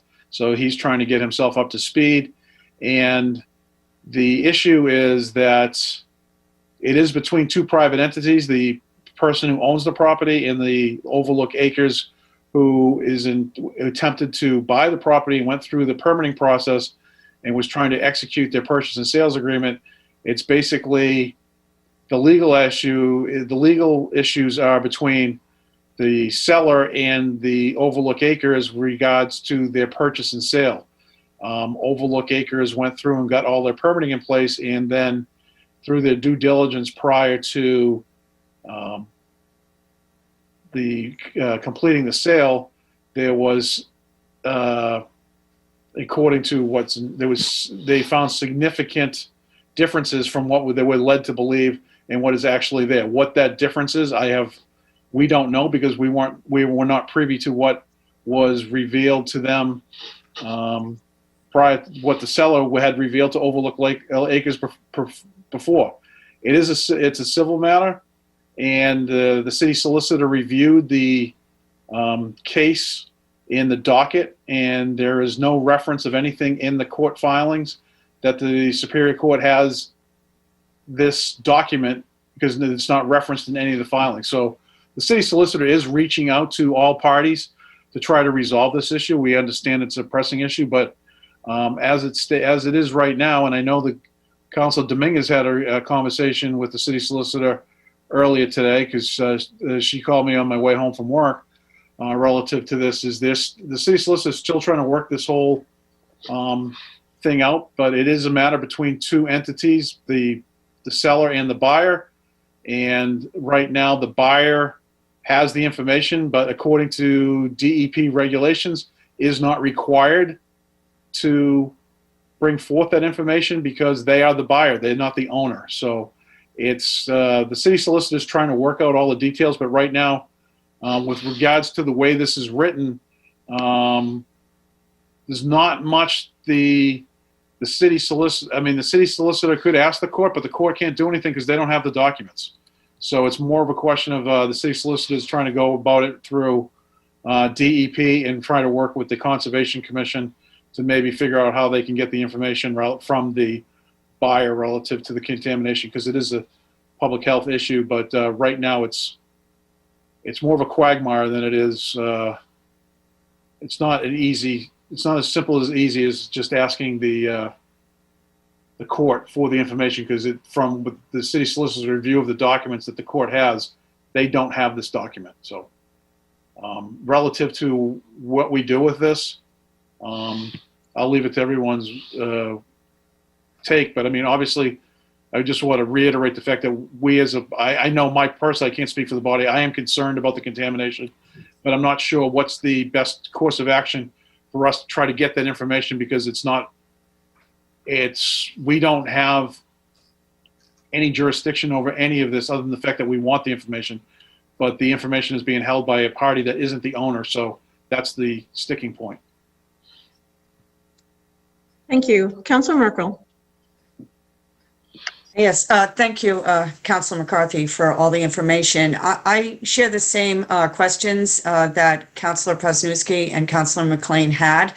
And listening to all the feedback, I would think I'd feel more comfortable with the path forward being to pursue more information on this with the city solicitor. I mean, anytime you try to go through the courts, that is at the very least very time consuming, for something that's important. It just, with the questions presented, and as I read this, it just doesn't seem like a plausible path forward. And like I said, at the very least time consuming. It seems I'd rather see a path forward pursued with the city solicitor for more due diligence on getting some more information about this important health risk that might exist over there. Thank you. Thank you, Councilor. Any other comment? Councilor Dominguez, this is your second comment.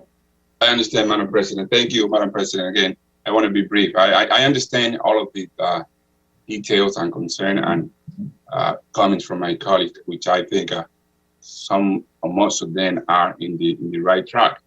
However, I think that we had an obligation to bring some respond to the public.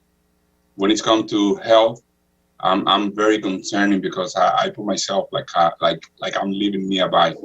So we had to find a way to address this, and that's my point. And I propose an amendment to my initial one. How about we ask to the Overlook LSC for the file, for the report. That way we need to find some answer. We need to find some, we need to bring some, it's been a year, I think, in my understanding, that this has been in the mind of many others, but actions are very slow.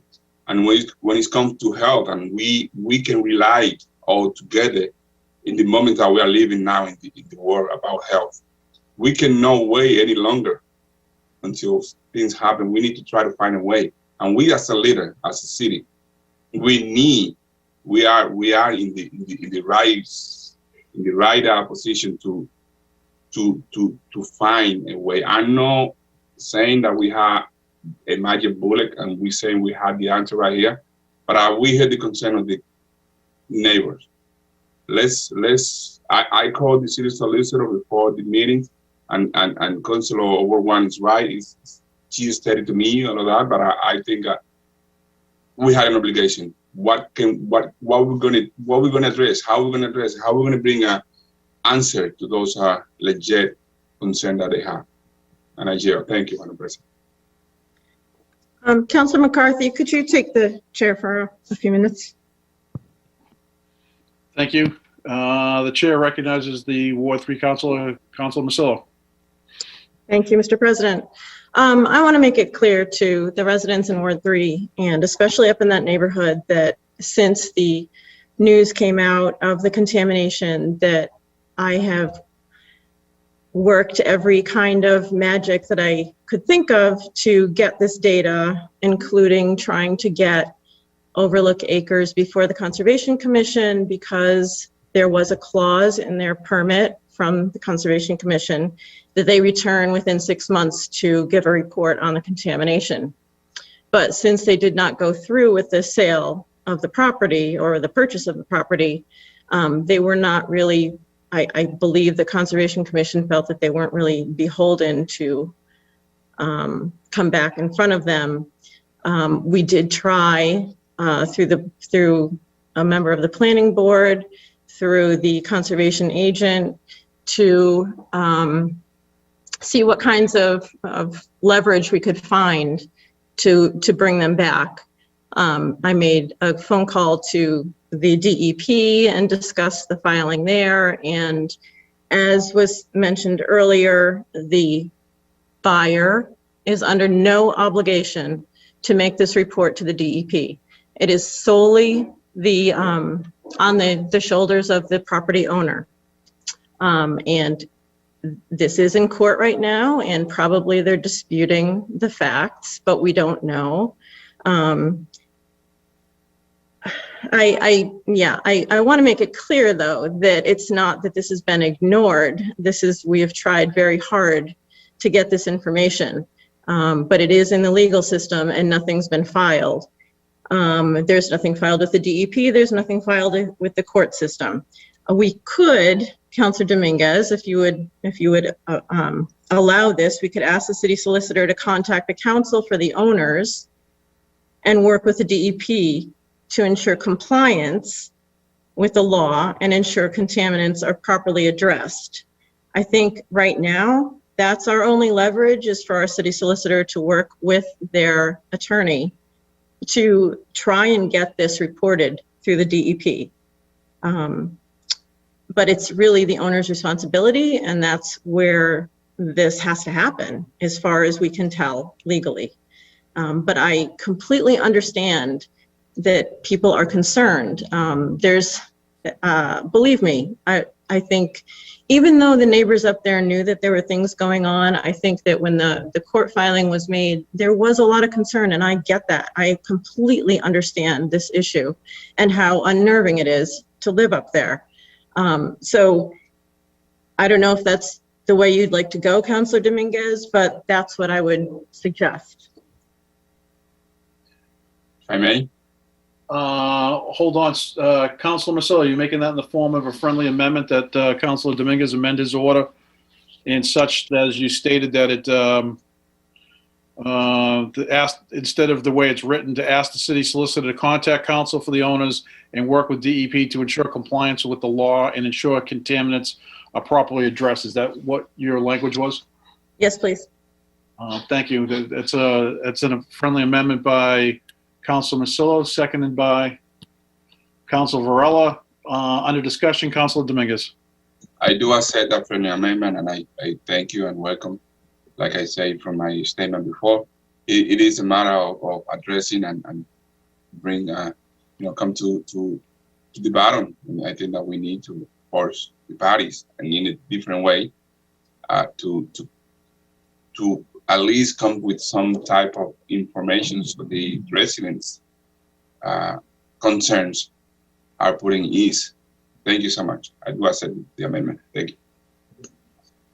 Thank you, Councilor Dominguez. Under discuss closed session, Councilor Prosnowski. Thank you, Mr. President. I think we all understand, and I hope the public does, that the results of these tests are the personal property of the people that wanted to buy the property. I just find it incredulous that they would not turn over these results when, quote unquote, the premises represents a significant and imminent risk of harm to the public and the environment. A simple letter from our city solicitor asking for those results they should provide it in good faith if their own people found that it was an imminent risk to the public and the environment. So even outside of going to the DEP, I don't understand why she just can't draft a letter and say asking for the results based on those reasons. Thank you.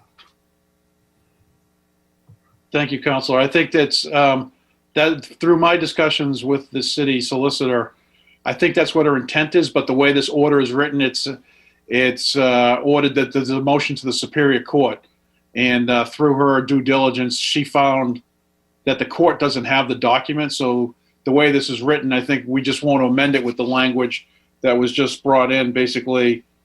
That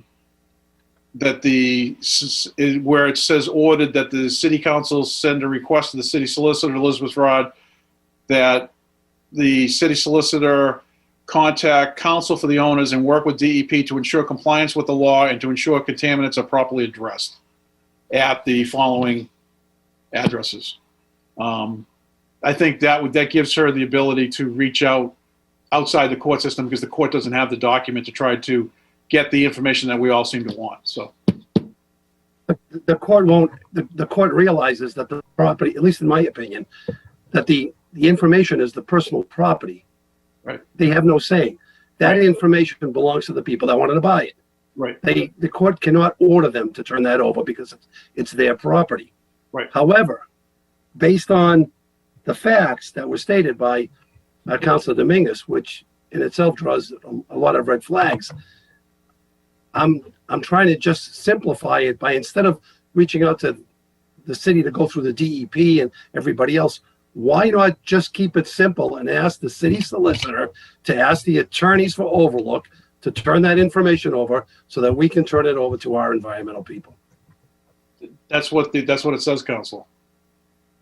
We're going to get rid of the request to ask the court, and it's going to be, we ask the city solicitor to contact counsel for the owners.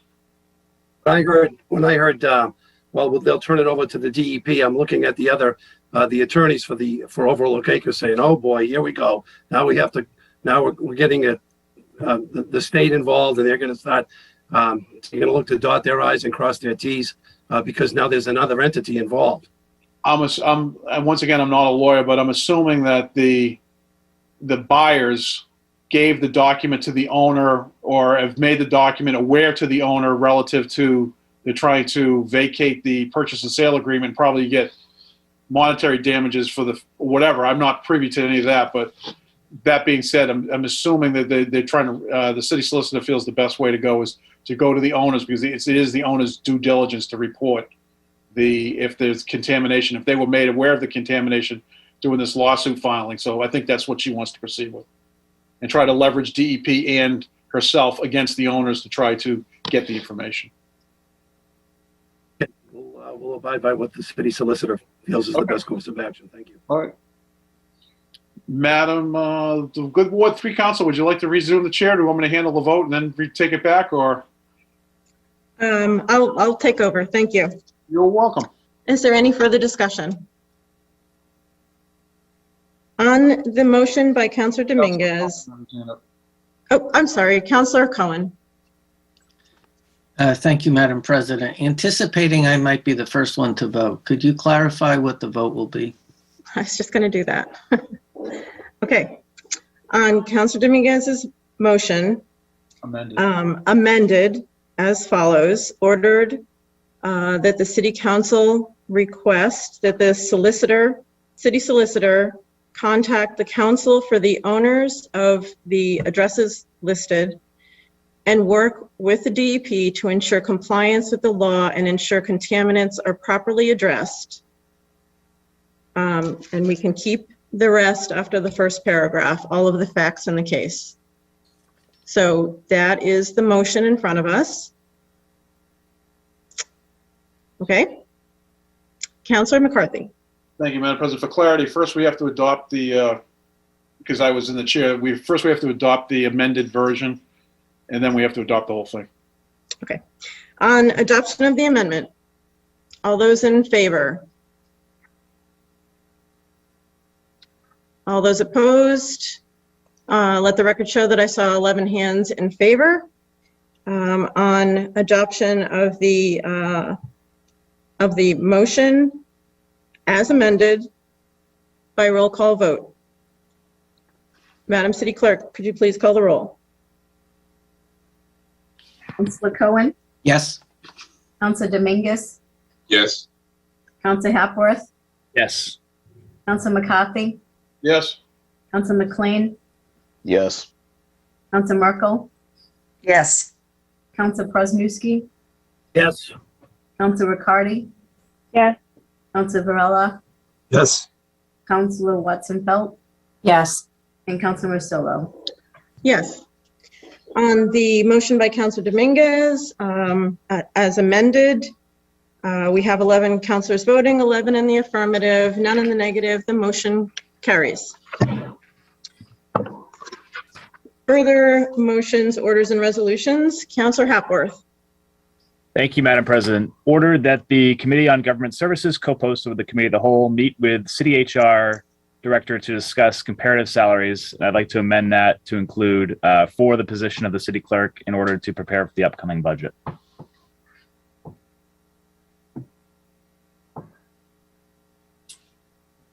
And do you have a motion? Oh, I'm sorry. I'd like to move for adoption by roll call vote. Councilor Hapworth moves for adoption by roll call vote. Under discussion. Thank you, Madam President. We're trying to get the city clerk paid in an orderly and planful process or planful method.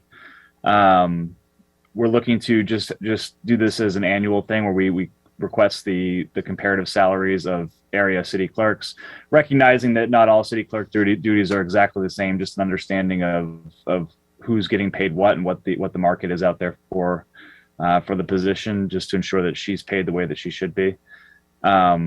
Eventually, once we get this under control, we would like to look at sort of a review process and what that looks like moving forward. But for the time being, we just want to get this this information in front of the Government Services Committee. Thank you. Any further discussion?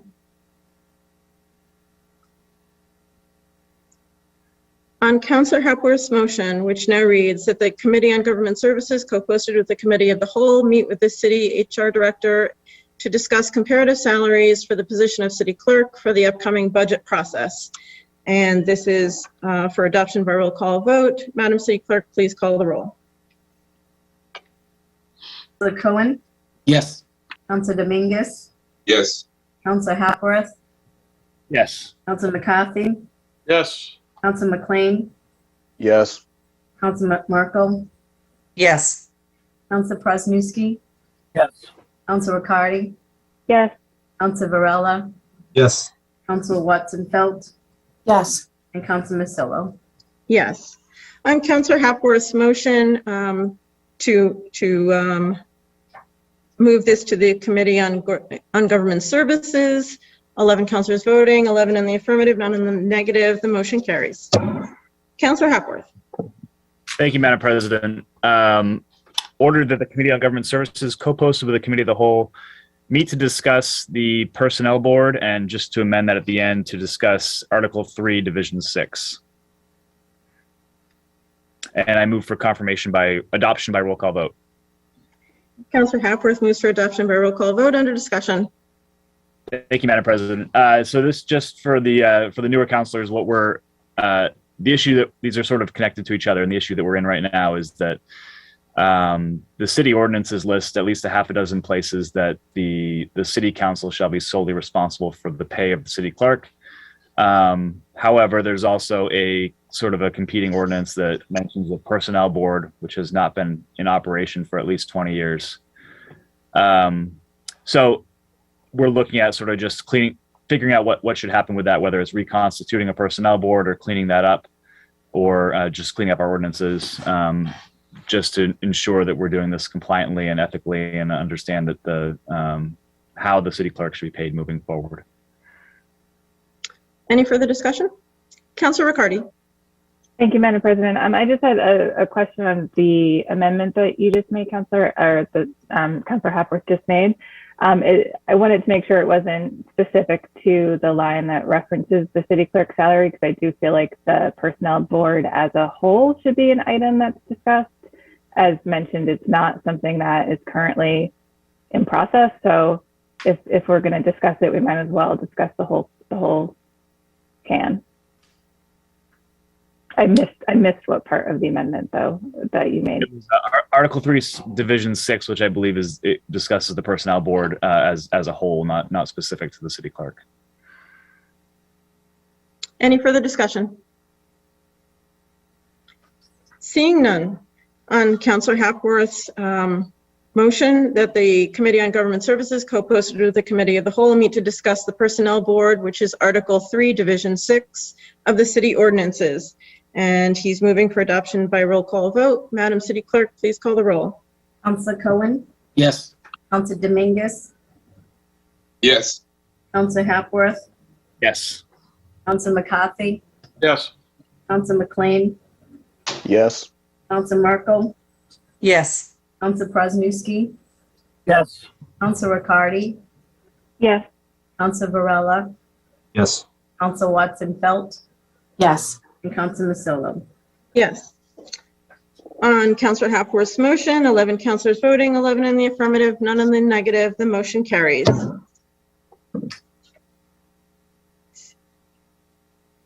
Further motions, orders, and resolutions. Counselor Riccardi. Counselor McCarthy, bottom of 30. Oh. Can I skip? Yeah, bottom of 35. Oh, sorry. Apologies. Counselor McCarthy. I'll turn this over to Counselor Hapworth because it's his committee.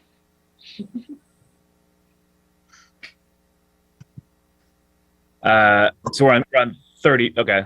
Ordered that the city council elect 2 counselors to the affordable. No. No, Page 35 at the bottom. the Committee of Government Service co-posted. Oh, I missed that. I'm sorry. Ordered the Committee on Government Services co-posted with the Committee of the Whole meet to discuss amending Section 31A of the City Council rules related to the City Council liaisons to include Salem community organizations. And I move for adoption by roll call vote. Counselor Hapworth moves for adoption by roll call vote. Under discussion. Thank you, Madam President. So this is the City Council provides liaisons to various boards. There's also sort of some gray area with organizations that have asked for liaisons, and we just want to clarify what the City Council provides and what that looks like moving forward, because we want to, certainly we want to have representation across the city, but we also want to make sure that we're doing it in a way that's in keeping with the way we should be doing it. Thank you. Any further discussion? Seeing none. On Counselor Hapworth's motion for adoption by roll call vote, Madam City Clerk, please call the roll. Counselor Cohen, Yes. Counselor Dominguez, Yes. Counselor Hapworth, Yes. Counselor McCarthy, Yes. Counselor McLean, Yes. Counselor Merkel, Yes. Counselor Prosnewski, Yes. Counselor Riccardi, Yes. Counselor Varela, Yes. Counselor Watson Felt, Yes. and Counselor Masillo. Yes. On Council McCarthy's motion for adoption, 11 councilors voting, 11 in the affirmative, none in the negative. The motion carries. Further motions, orders, and resolutions. Councilor Riccardi. Thank you, Madam President. City of Salem, January 13, 2022, and City Council ordered that the City Council elect 2 councilors to the Affordable Housing Trust Fund Board of Trustees per Ordinance Chapter 2, Section 1002. The City Council shall annually elect 2 members of the City Council to serve for a term of 1 year. The City Council President or designee shall serve for a term of 1 year, and that their terms expire on December 31st, 2022. And I move that Councilor Cohen and Councilor Watson-Felt be elected by roll call vote. Councilor Riccardi moves to elect Councilor Cohen and Councilor Watson-Felt to the Affordable Housing Trust Fund Board under discussion. Thank you, Madam President. The Council President asked all councilors to submit their request if interested in serving on these boards or commissions, and these were the councilors that requested the position. Thank you. Any further discussion? Seeing none, on Councilor Riccardi's motion to elect Councilor Cohen and Councilor Watson-Felt to the Affordable Housing Trust Fund Board, all on roll call vote. Madam City Clerk, please call the roll. Councilor Cohen, Yes. Councilor Dominguez, Yes. Councilor Hepworth, Yes. Councilor McCarthy, Yes. Councilor McLean, Yes. Councilor Merkel, Yes. Councilor Presnowski, Yes. Councilor Riccardi, Yes. Councilor Varela, Yes. Councilor Watson-Felt, Yes. and Councilor Marcillo. Yes. On Councilor Riccardi's motion, 11 councilors voting, 11 in the affirmative, none in the negative. The motion carries. Councilor Riccardi.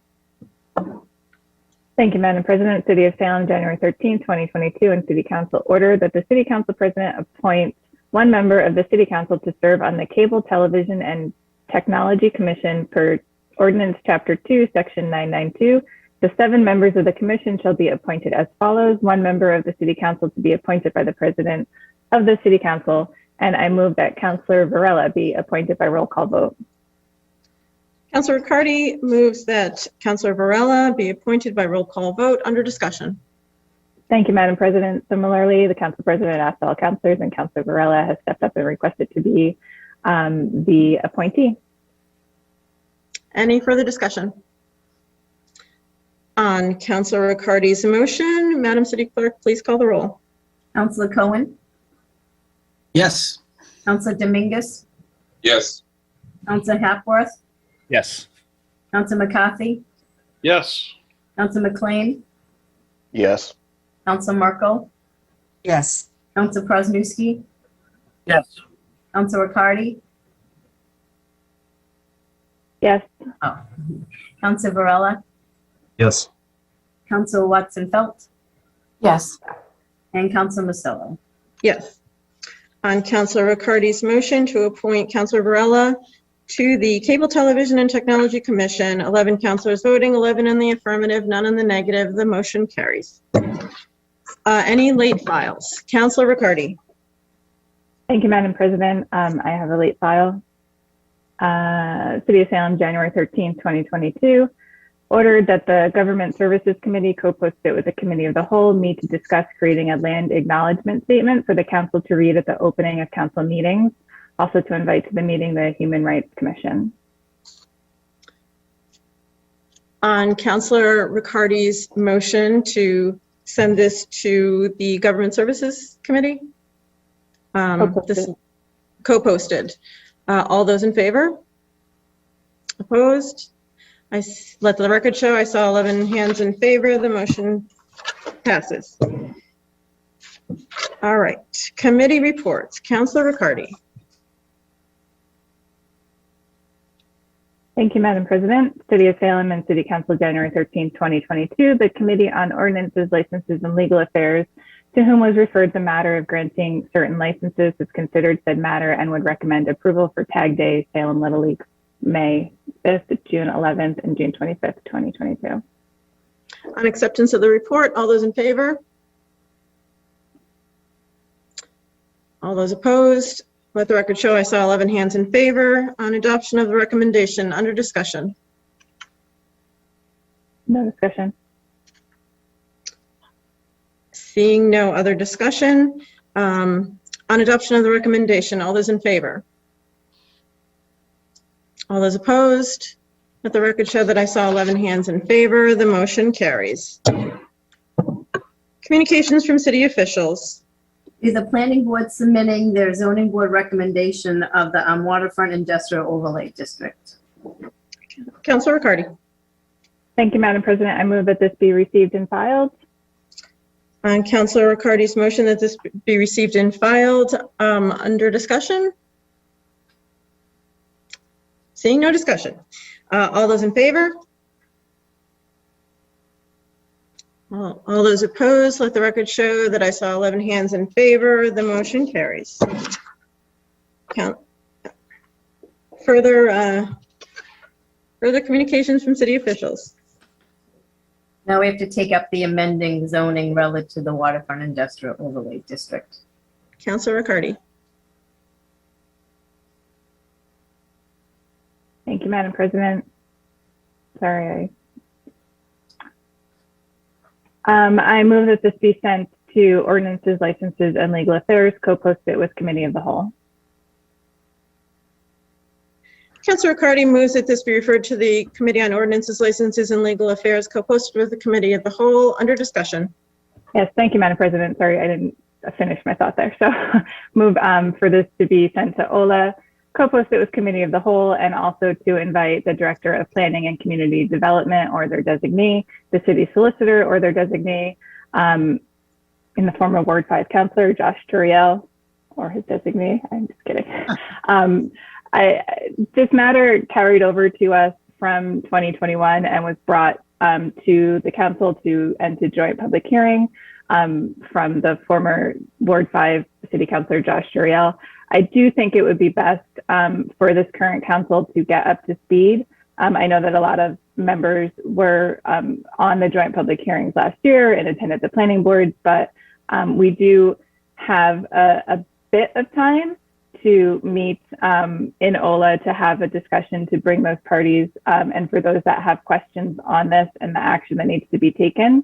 We have 2 weeks to reach out to those that you want to reach out to get questions and have those applicable departments help you with any questions you might have.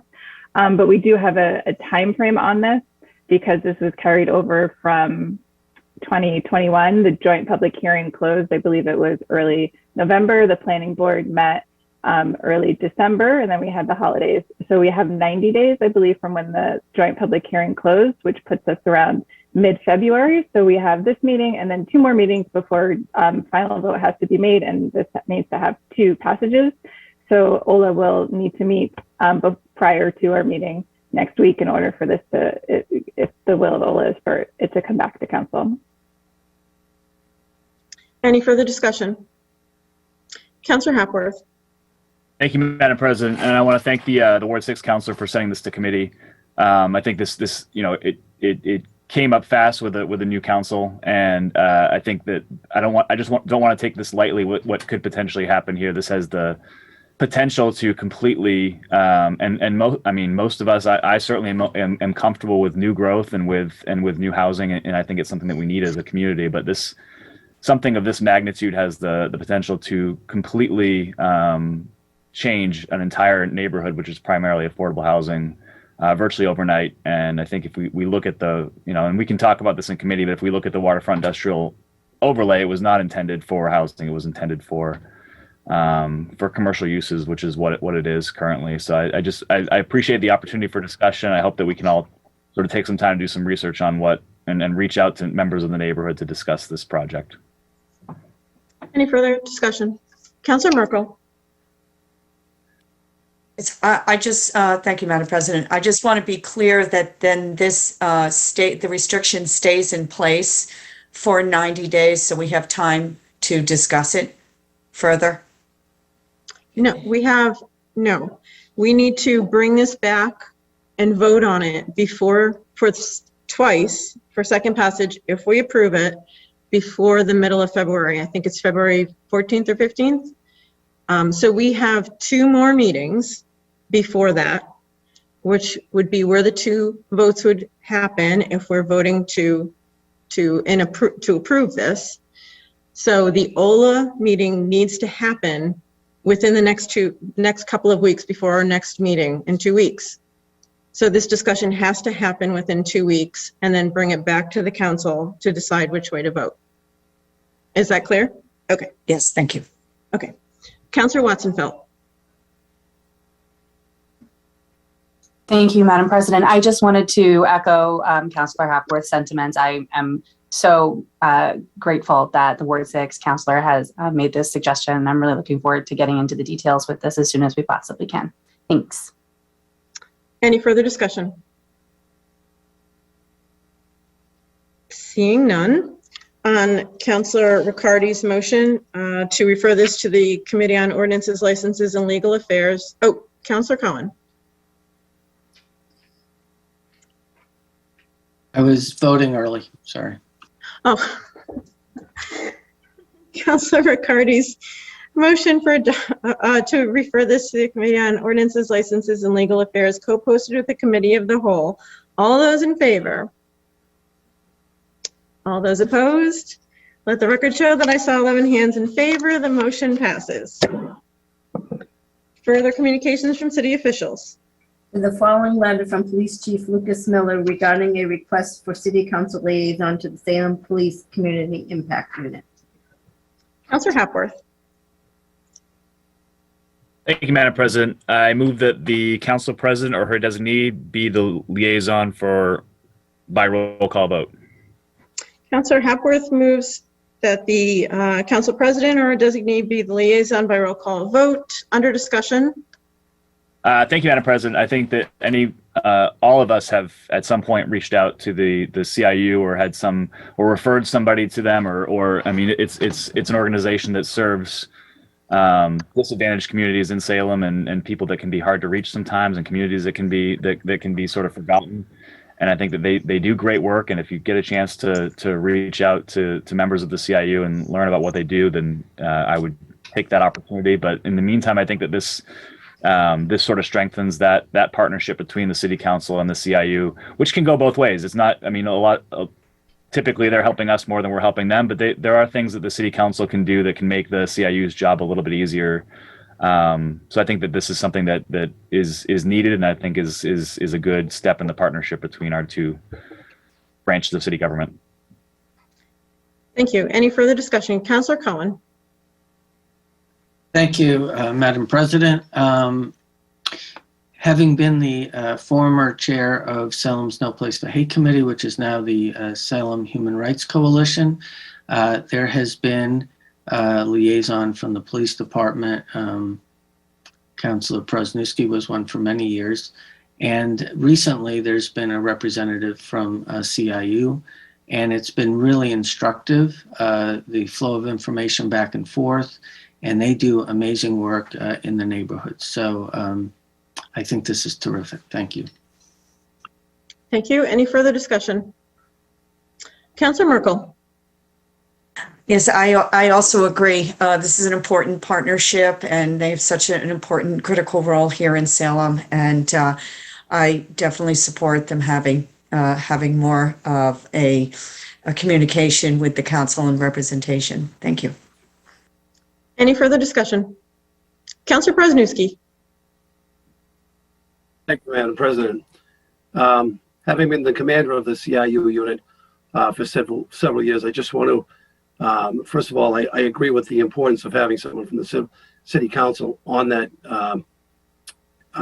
be the liaison. However, there's a commitment involved in that, and one of the strongest commitments is that the CIU meets monthly with the High Risk Task Force, which is a group of community individuals who are involved in high risk individuals in the city, and they break down each. They keep tabs on every person that is of high risk to the community. That's one of their most important jobs. The commitment from somebody from the council would be to attend these meetings, because there'd be a lot of information that they would obtain exactly what the CIU does and how they handle our most needy and our most disadvantaged and our highest at risk. So there is a commitment, and I think it's a great way to keep the bonds between the council and the police. Thank you. Thank you, Counselor. Any further discussion? Seeing none. On Counselor Hapworth's motion that the City Council President or designee be the liaison by roll call vote, Madam City Clerk, please call the roll. Counselor Cohen, Yes. Counselor Dominguez, Yes. Counselor Hapworth, Yes. Counselor McCarthy, Yes. Counselor McLean, Yes. Counselor Merkel, Yes. Counselor Krasnowski, Yes. Counselor Riccardi, Yes. Counselor Varela, Yes. Counselor Watson Felt, Yes. and Counselor Marcillo. Yes. On Counselor Hapworth's motion, 11 counselors voting, 11 in the affirmative, none in the negative. The motion passes. Petitions. We have a petition from Michael Quigley, Director of Youth Build North Shore, located 96 Lafayette Street in Salem, to meet with the City Council to make a presentation to the council regarding their organization. Counselor Dominguez. Thank you, Madam President. As you might know, youth program is a program for the North Shore Community Development Coalition, and it's very successful model. And it's a great way to help our youth to attain their high school diploma and also to learn some trade skill and leadership, but also include some civic engagement. So I think this is a great program. We want to thank the director, Mr. Peter, to bring this to us. He wanted to present to us, the City Council, so we and the whole public know how the program is work. I think it's a great program, like I said before, and I think this is going to be beneficial for our youth, especially. So I just wanted to stress the importance of this program. As we all know, we have so many youth in the city of Salem. Some of them do not have no option to continue their further education. And this is a program that will help in that regard. So I'm very happy for that. I want to thank them again. Thank you. Thank you. Counselor Dominguez, can you make the motion to refer this? Oh, I'm sorry. I made the motion to refer to Committee on Economic Development, co-posted with the Committee of the Whole. Thank you. Any further discussion on this? Seeing none. Oh, Counselor McLean. Thank you, Madam President. I just want to be clear. Are we referring this to committee for the presentation to occur in committee, or for the, to kind of tell them, yeah, this is how much time you have at the main body? Counselor McLean, the presentation would be held in the subcommittee, and it's co-posted with the Committee of the Whole, so everyone can attend. Understood. Okay. Any further discussion? Seeing none. On Counselor Dominguez's motion to refer this to the Committee on Community and Economic Development, co-posted with the Committee of the Whole, all those in favor? All those opposed? Let the record show that I saw 11 hands plus my own in favor. The motion carries.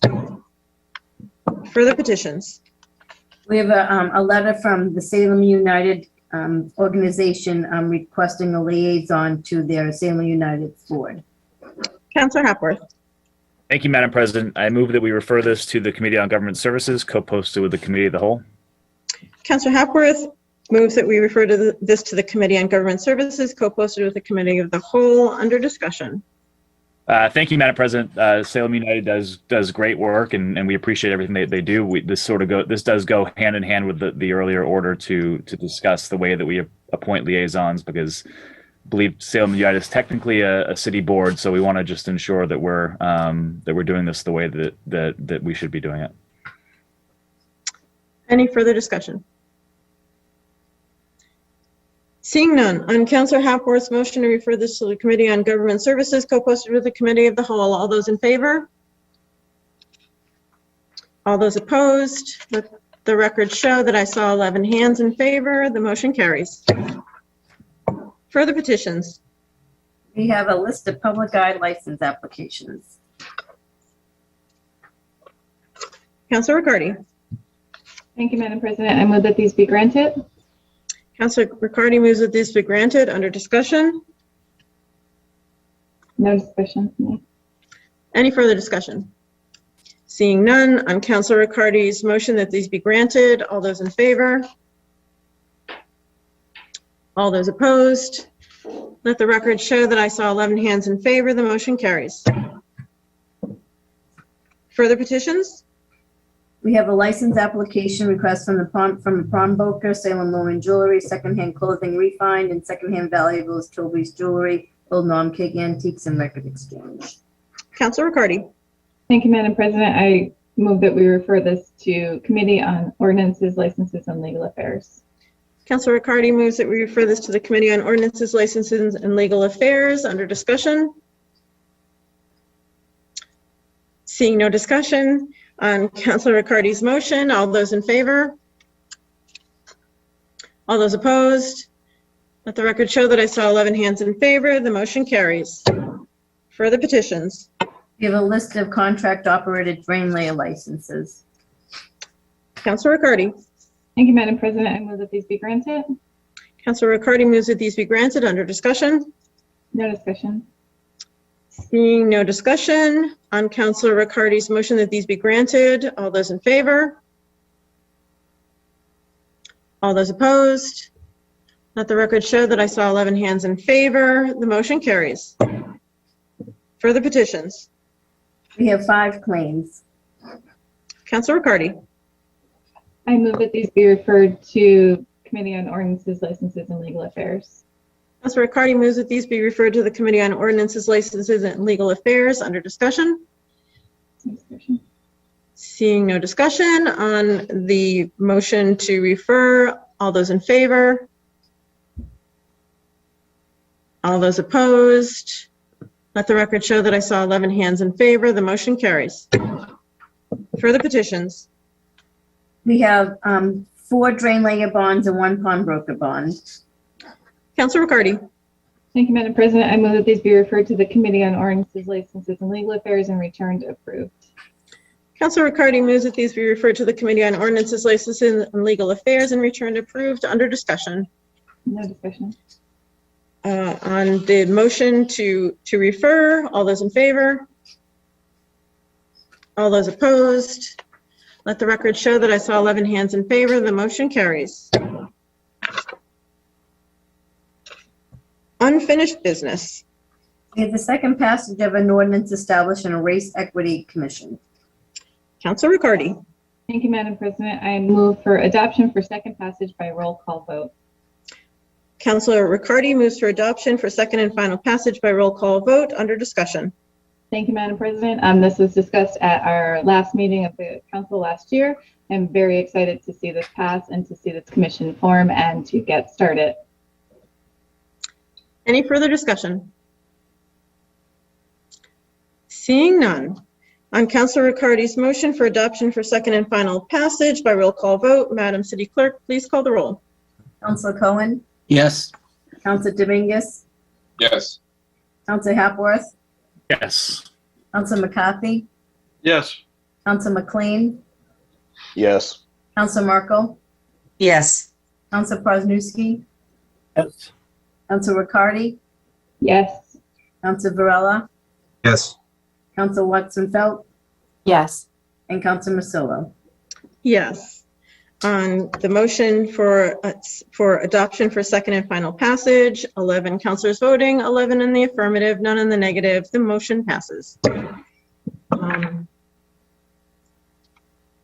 I want to say thank you for all of your work tonight. This was a great first meeting, and I'm going to throw it over to Counselor McCarthy. Thank you, Madam President. Could I have a moment of personal privilege? Yes, you may. Thank you. I too want to extend my congratulations to our new councilors on making it through their first meeting. Congratulations. Actually, every single one of you actually had something to say tonight. Sometimes I've seen some councilors go many meetings before they'll have something to say. So congratulations. And I want to extend some congratulations to you as well, Madam President, for a job well done. And all that being said, I move for adjournment. Councilor McCarthy moves to adjourn. All those in favor? All those opposed? We are adjourned. Thank you, everyone. Thank you, everyone. Thank you. Yeah, we stayed Good night. Thank you. Good night. Thank you.